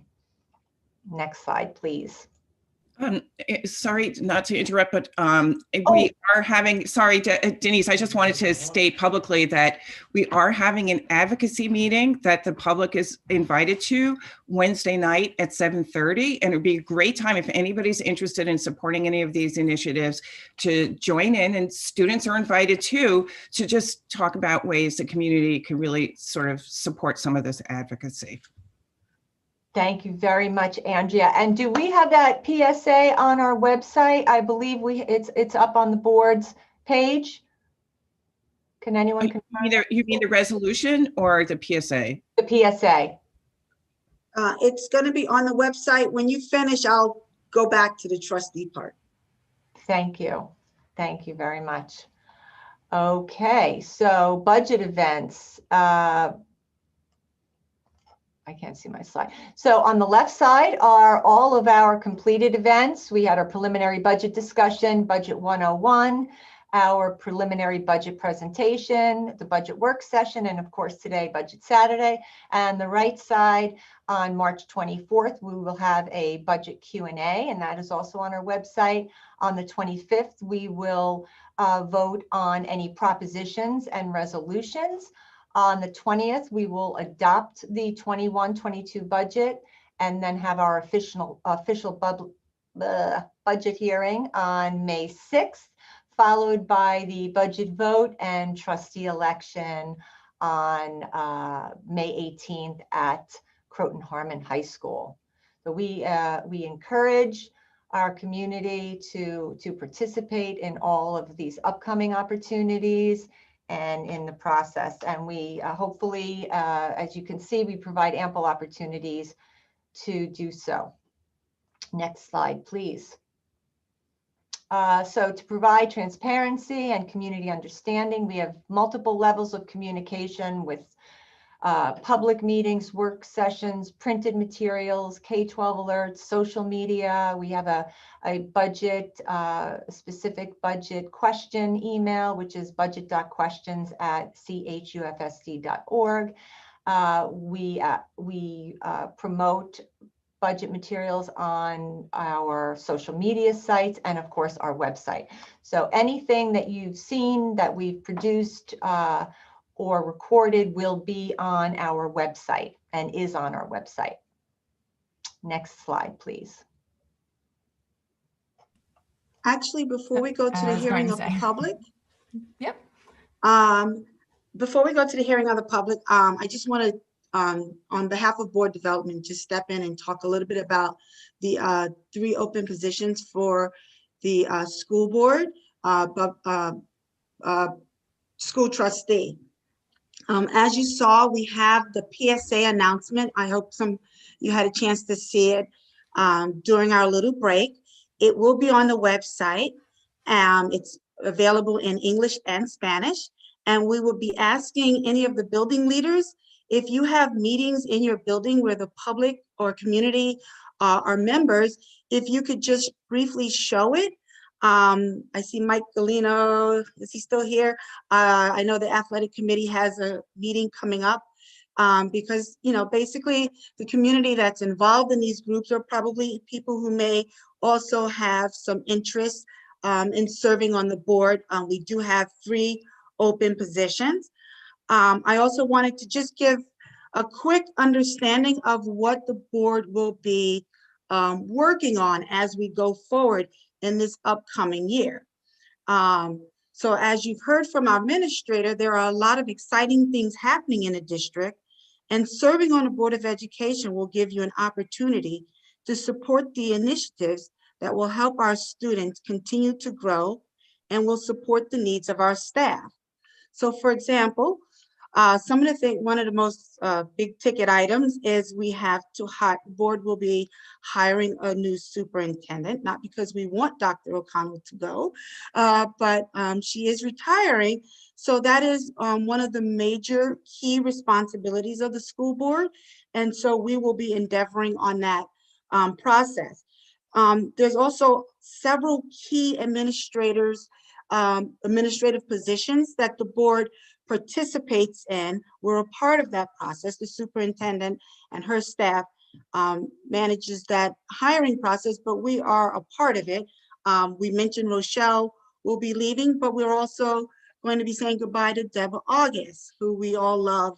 And so that's another key role that we will be that new board members will have opportunity to participate in. There's also the continuing work of the strategic coherence plan. It's very important that we support our students and are there to help them with what they need. There's the work of the culturally responsive task force that the board will be supporting. There's work on the electric bus and sustainability efforts that the school board will be working on. There's also really important that we are focused on mitigation of the learning loss post-pandemic. So if you have interest in that area, please consider running. There's also restorative justice. We're doing a deep dive looking at our athletic program. I know turf fields was something that we had to put on the back burner, but that's something that's also a decision that the board, upcoming decision the board will have to look at, as well as Denise mentioned, our lunch program. It has been operating at a deficit. So decisions that need to be made to support that program and make sure we can keep it going and vibrant. And then finally, of course, the financial impact, the longstanding financial impact to the district. These are all key topics that will be on the plate of the Board of Education, as well as those that we can't even predict. We are not even aware of today. So we just want to really encourage the community to consider if you have an interest in serving the school district, to consider running. And I think we have a real quick video that will keep us on schedule. Before you do that, I would just ask one thing, since you had asked the building administrators to provide this information to their to people when they have group meetings. I would also ask that it be circulated through the village and other methods of communication, so that individuals who may not be attending those meetings or may not have students presently in the school district also learn of the request. Absolutely, thank you. And I also will be asking, sending it to the PTAs as well, but thank you, yes. And Iris, we have our meeting on Monday, so that'll be a time where we can produce this kind of communication to get it out to everybody.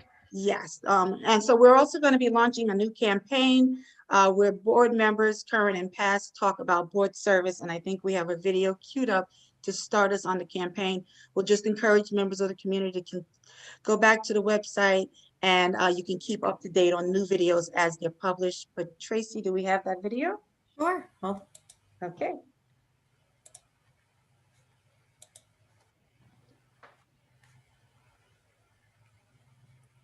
Hold on.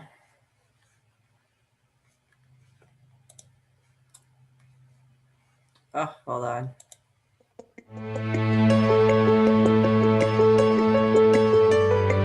Hi, my name is Kathy Breckner, and I'm honored to be asked to share my thoughts about being a past member of the Croton Harmon Board of Education. I served on the Croton board for 12 years and then on the Northern Westchester Putnam BOCES for another 4 years after that, all volunteer positions. All 3 of my children went through the Croton school system, which added up to a total of 21 years of association and involvement with the district. Despite the many hours a Board of Education trustee puts in, I found it to be one of the most valuable experiences I have had in my career. This was not a position I ran for in order to, quote, oversee, so to speak, my own children's education, but rather as a way to contribute on behalf of the community to the excellence of our school system. Getting to understand the complexities of a public school district is eye-opening, and I learned so very much. Our public schools must serve all students while responding to the needs and expectation of both parents and the larger community within the resources available. Not being an educator by training, it was a wonderful way to really get to understand the challenges faced by our teachers on a day-to-day basis, the daily decisions of our administrators that they must make, and to be able to balance all of this with federal and state mandates, along with the educational goals of our own district and our community's focus. It was lots of hours, but I don't regret a moment of it. I am fortunate to have served during many of the exciting initiatives taken on by the Croton-Harmon School District at that time. These included major renovations at all 3 of our buildings, and in the case of PVC, a renovation of an historic older building. I saw the creation of new sports facilities, the new track, tennis courts, and gym, and I was part of establishing a Chinese exchange and language program to go along with our long-standing French and Spanish ones. The beginning of my board tenure was also a time when technology was just becoming a very integrated aspect of the educational curriculum, and we had to figure out how to best incorporate technology into the schools for our students. I can only begin to touch on the many, many areas that a Board of Education member becomes familiar with.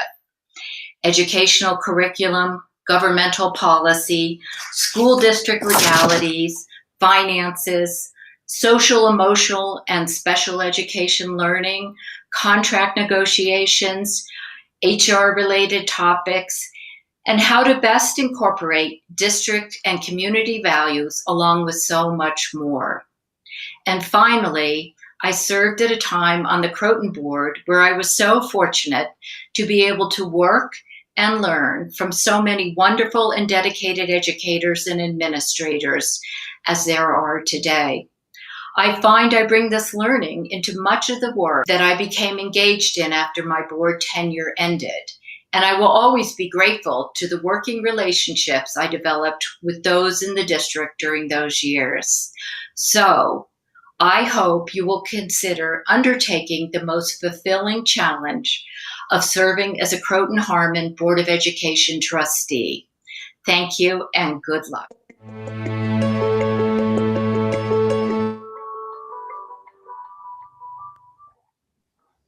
And so just one last thing, board development will be announcing upcoming dates where members of the community can ask us questions about serving, we can answer any of your questions. And so we just really, we're here if you have any questions. Thank you. Thank you, Iris. I believe with that, Denise, if I'm not mistaken, I believe with that, we will now move on to our final hearing of the public. So yeah, this is our final opportunity for members of the community to speak to the board and all of our administrators that are here with us today.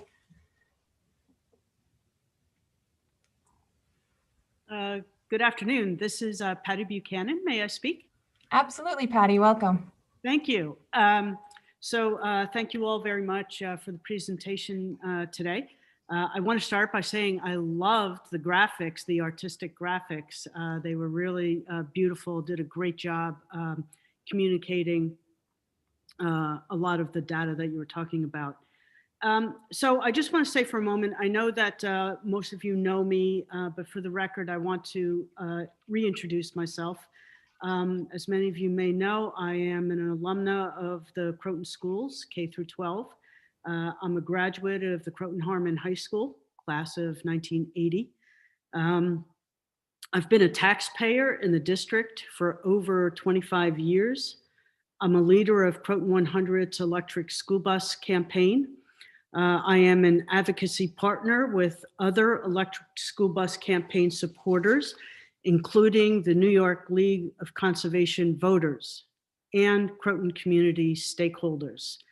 And just want to kind of touch on some of the points that you started out with the presentations this morning. That is the core values that guide your budgeting decisions. So you've talked about the core values being empathy, adaptability, and initiative or innovation. I'm going to ask that you think about how those values apply to the vehicle acquisition program that's on this budget cycle. Those values, empathy, adaptability, and initiative or innovation. So at the outset of this morning's meeting, Dr. O'Connell talked about disrupting inequality in our sphere of influence. And that's part of empathy. When we think about the fossil fuel industry, we know that it is impacting the most vulnerable. They are the ones who suffer the most from the fossil fuel industry, not only in the emissions that we've talked a lot about in this electric bus campaign, but the fossil fuel industry impacts the most vulnerable at the extraction phase, the processing phase, and the transmission phase. So when we are investing in fossil fuel vehicles, we are investing in an industry that adversely impacts the most vulnerable at every stage of its processing, from extraction, processing, transmission, and emissions. And so when you're thinking about a vehicle acquisition, ask, how are you applying your empathy value system in this budget to that acquisition? We know that emissions do harm to others. We know it's in two spheres. There's the particulate pollution that we've presented a lot of information about. We know it impacts the most vulnerable, children, and people with respiratory disorders and cardiovascular issues, et cetera. The particulate emissions harms others. We've also talked a lot about the greenhouse gas emissions and how those impact others. The global warming that we know is happening because of carbon emissions is impacting people all over the world. It's impacting all of us, and it will have the most severe impact on the young and the yet to be born. And so we know now, as we sit here today, we have just come out of the hottest decade ever recorded in our human history. And that's because of global warming related to and directly caused by carbon emissions. We also just had the most unprecedented year of fires that have caused so much destruction, not just to the immediate impact of the loss of life, but the respiratory and cardiovascular impacts of fire. We've also had the most unprecedented year in hurricanes. And right here in our country, the Atlantic hurricane season was the worst ever recorded. So when we talk about empathy and that value and how it applies to our budgeting decisions, please consider the impacts of the emissions. I ask that you think about our vehicle acquisitions as an act of managing the reduction in our emissions and how we can apply empathy in this budgeting decision. You also talk about adaptability as a core value that is applied in our budgeting decisions. And so I want to point out a few ways that adaptability as a value applies to this vehicle acquisition decision. First, when you think about adaptability and how we're thinking about the budget, we're understanding now that we need to pivot, we need to be flexible in understanding that there is a shift in how we think about purchase price and total cost of ownership, how we're shifting our analysis in our budget from the initial acquisition or expenditure and how that relates now very differently from operations. And so when you think about the vehicle acquisition, I ask that you please use adaptability values and how you understand this purchase. Also, when you think about adaptability and applying that value to the vehicle acquisition budget decision, one of the key components of this adaptability is integrating new information. And we've talked about that throughout your budget process. Adaptability is integrating new information. And so when you're approaching this decision, we ask that you integrate new information that has been provided to you that is very different than how you've thought about your vehicle acquisition programs in the past. So you thinking about vehicle acquisition, it's not the way it's always been done. It's based on new information and new models. So please understand that as part of how you apply the adaptability value to your vehicle acquisition budget analysis. Okay, so I'm seeing you're asking me to move on. I've been very patient this morning. I'm also going to ask, because we have been really closed out from public presentations being limited to 3 minutes. I ask that you consider new voices as part of your adaptability value system.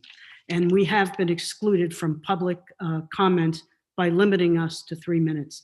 I'd ask that in the adaptability section, you also consider a new approach by including RFPs, or requests for proposals, that you issue purchase orders in a different way than you've done in the past, and that you understand chargers and infrastructure as part of your adaptability.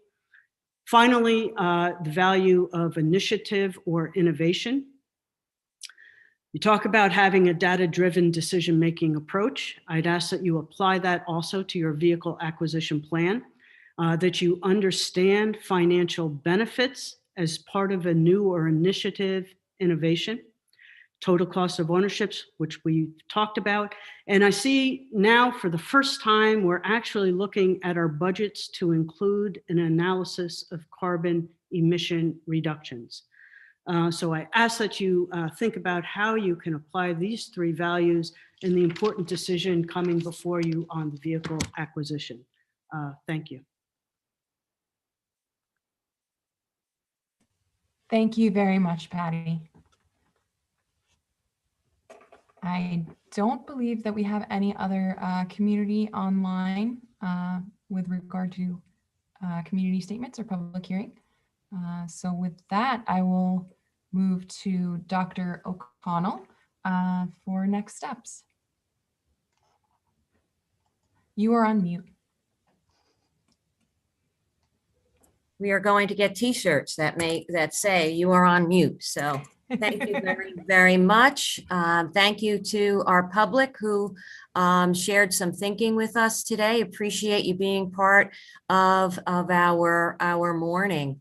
This is something that Sarah and I will do together in terms of next steps, thinking about what the board might be thinking about in terms of needs or other pieces of information as we prepare. But in general, our next steps, we're going to continue our discussion on propositions, as Sarah mentioned, on Tuesday evening, the 23rd.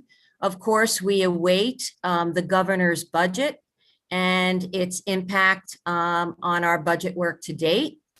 I first and foremost want to thank our team, Denise and the business office, John, basically our central office team, our building administrators for all of your comprehensive work to prepare this budget and to prepare for this morning.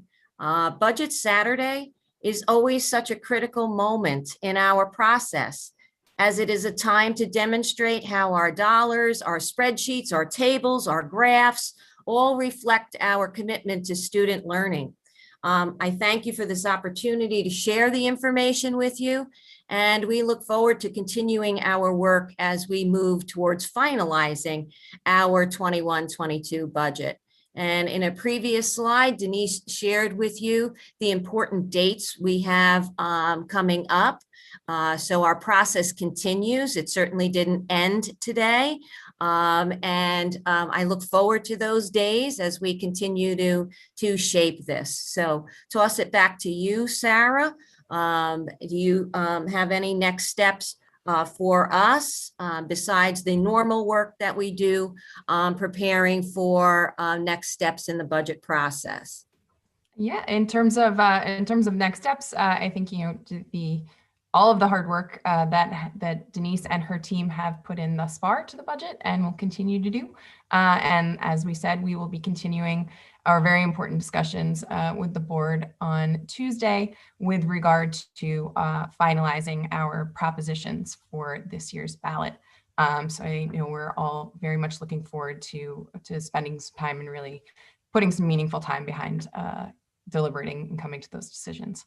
I did want to take just a quick moment. I know you've heard throughout this morning, we do have several administrators that have joined us today who are retiring, and this is their last budget Saturday that they get to wake up bright and early and join us. So thank you to Dr. O'Connell and to Deborah August and Rochelle Amara. We thank you so much for your service to the district. And I know this is not our last chance to get to speak to you, but I did also want to take a brief moment to acknowledge and to thank Dr. Mojica. This may be one of our last opportunities to speak to you. And on behalf of the board, I wanted to thank you for your service in what has been a challenging year. And we want to wish you the best of luck in the future. So with that, thank you all very much for joining us for Budget Saturday. And we look forward to seeing you all again soon. Oh, Iris. Sarah, can I just wanted to ask Denise, are these slides going to be placed on the website? I am doing it as we speak, Iris. Well, only reason why I was going to, before you do that, on the art and music one, because it shows a reduction and the slides are standalone, is it possible to insert in there what the language you used during the presentation was, this is due to materials and supplies that went unused during COVID-19? Because of all the programs, it's the only one that's showing a reduction, and I don't want it to look like we went to arts and music to find savings. That's a good piece, Iris. Absolutely. Thank you for that, Iris. Well, with that, then I think we can adjourn our Budget Saturday. Thank you all so much for joining us, and hope everyone has a wonderful afternoon. Thank you, team. Thank you, everyone. Yes. There is a football event this afternoon at Spencer Field. So go Tigers. And it will be live streamed, correct? Yes. Great. What time is that game? If Mike is there, I believe 1:30. Yeah, 1:30. Okay. So it's live.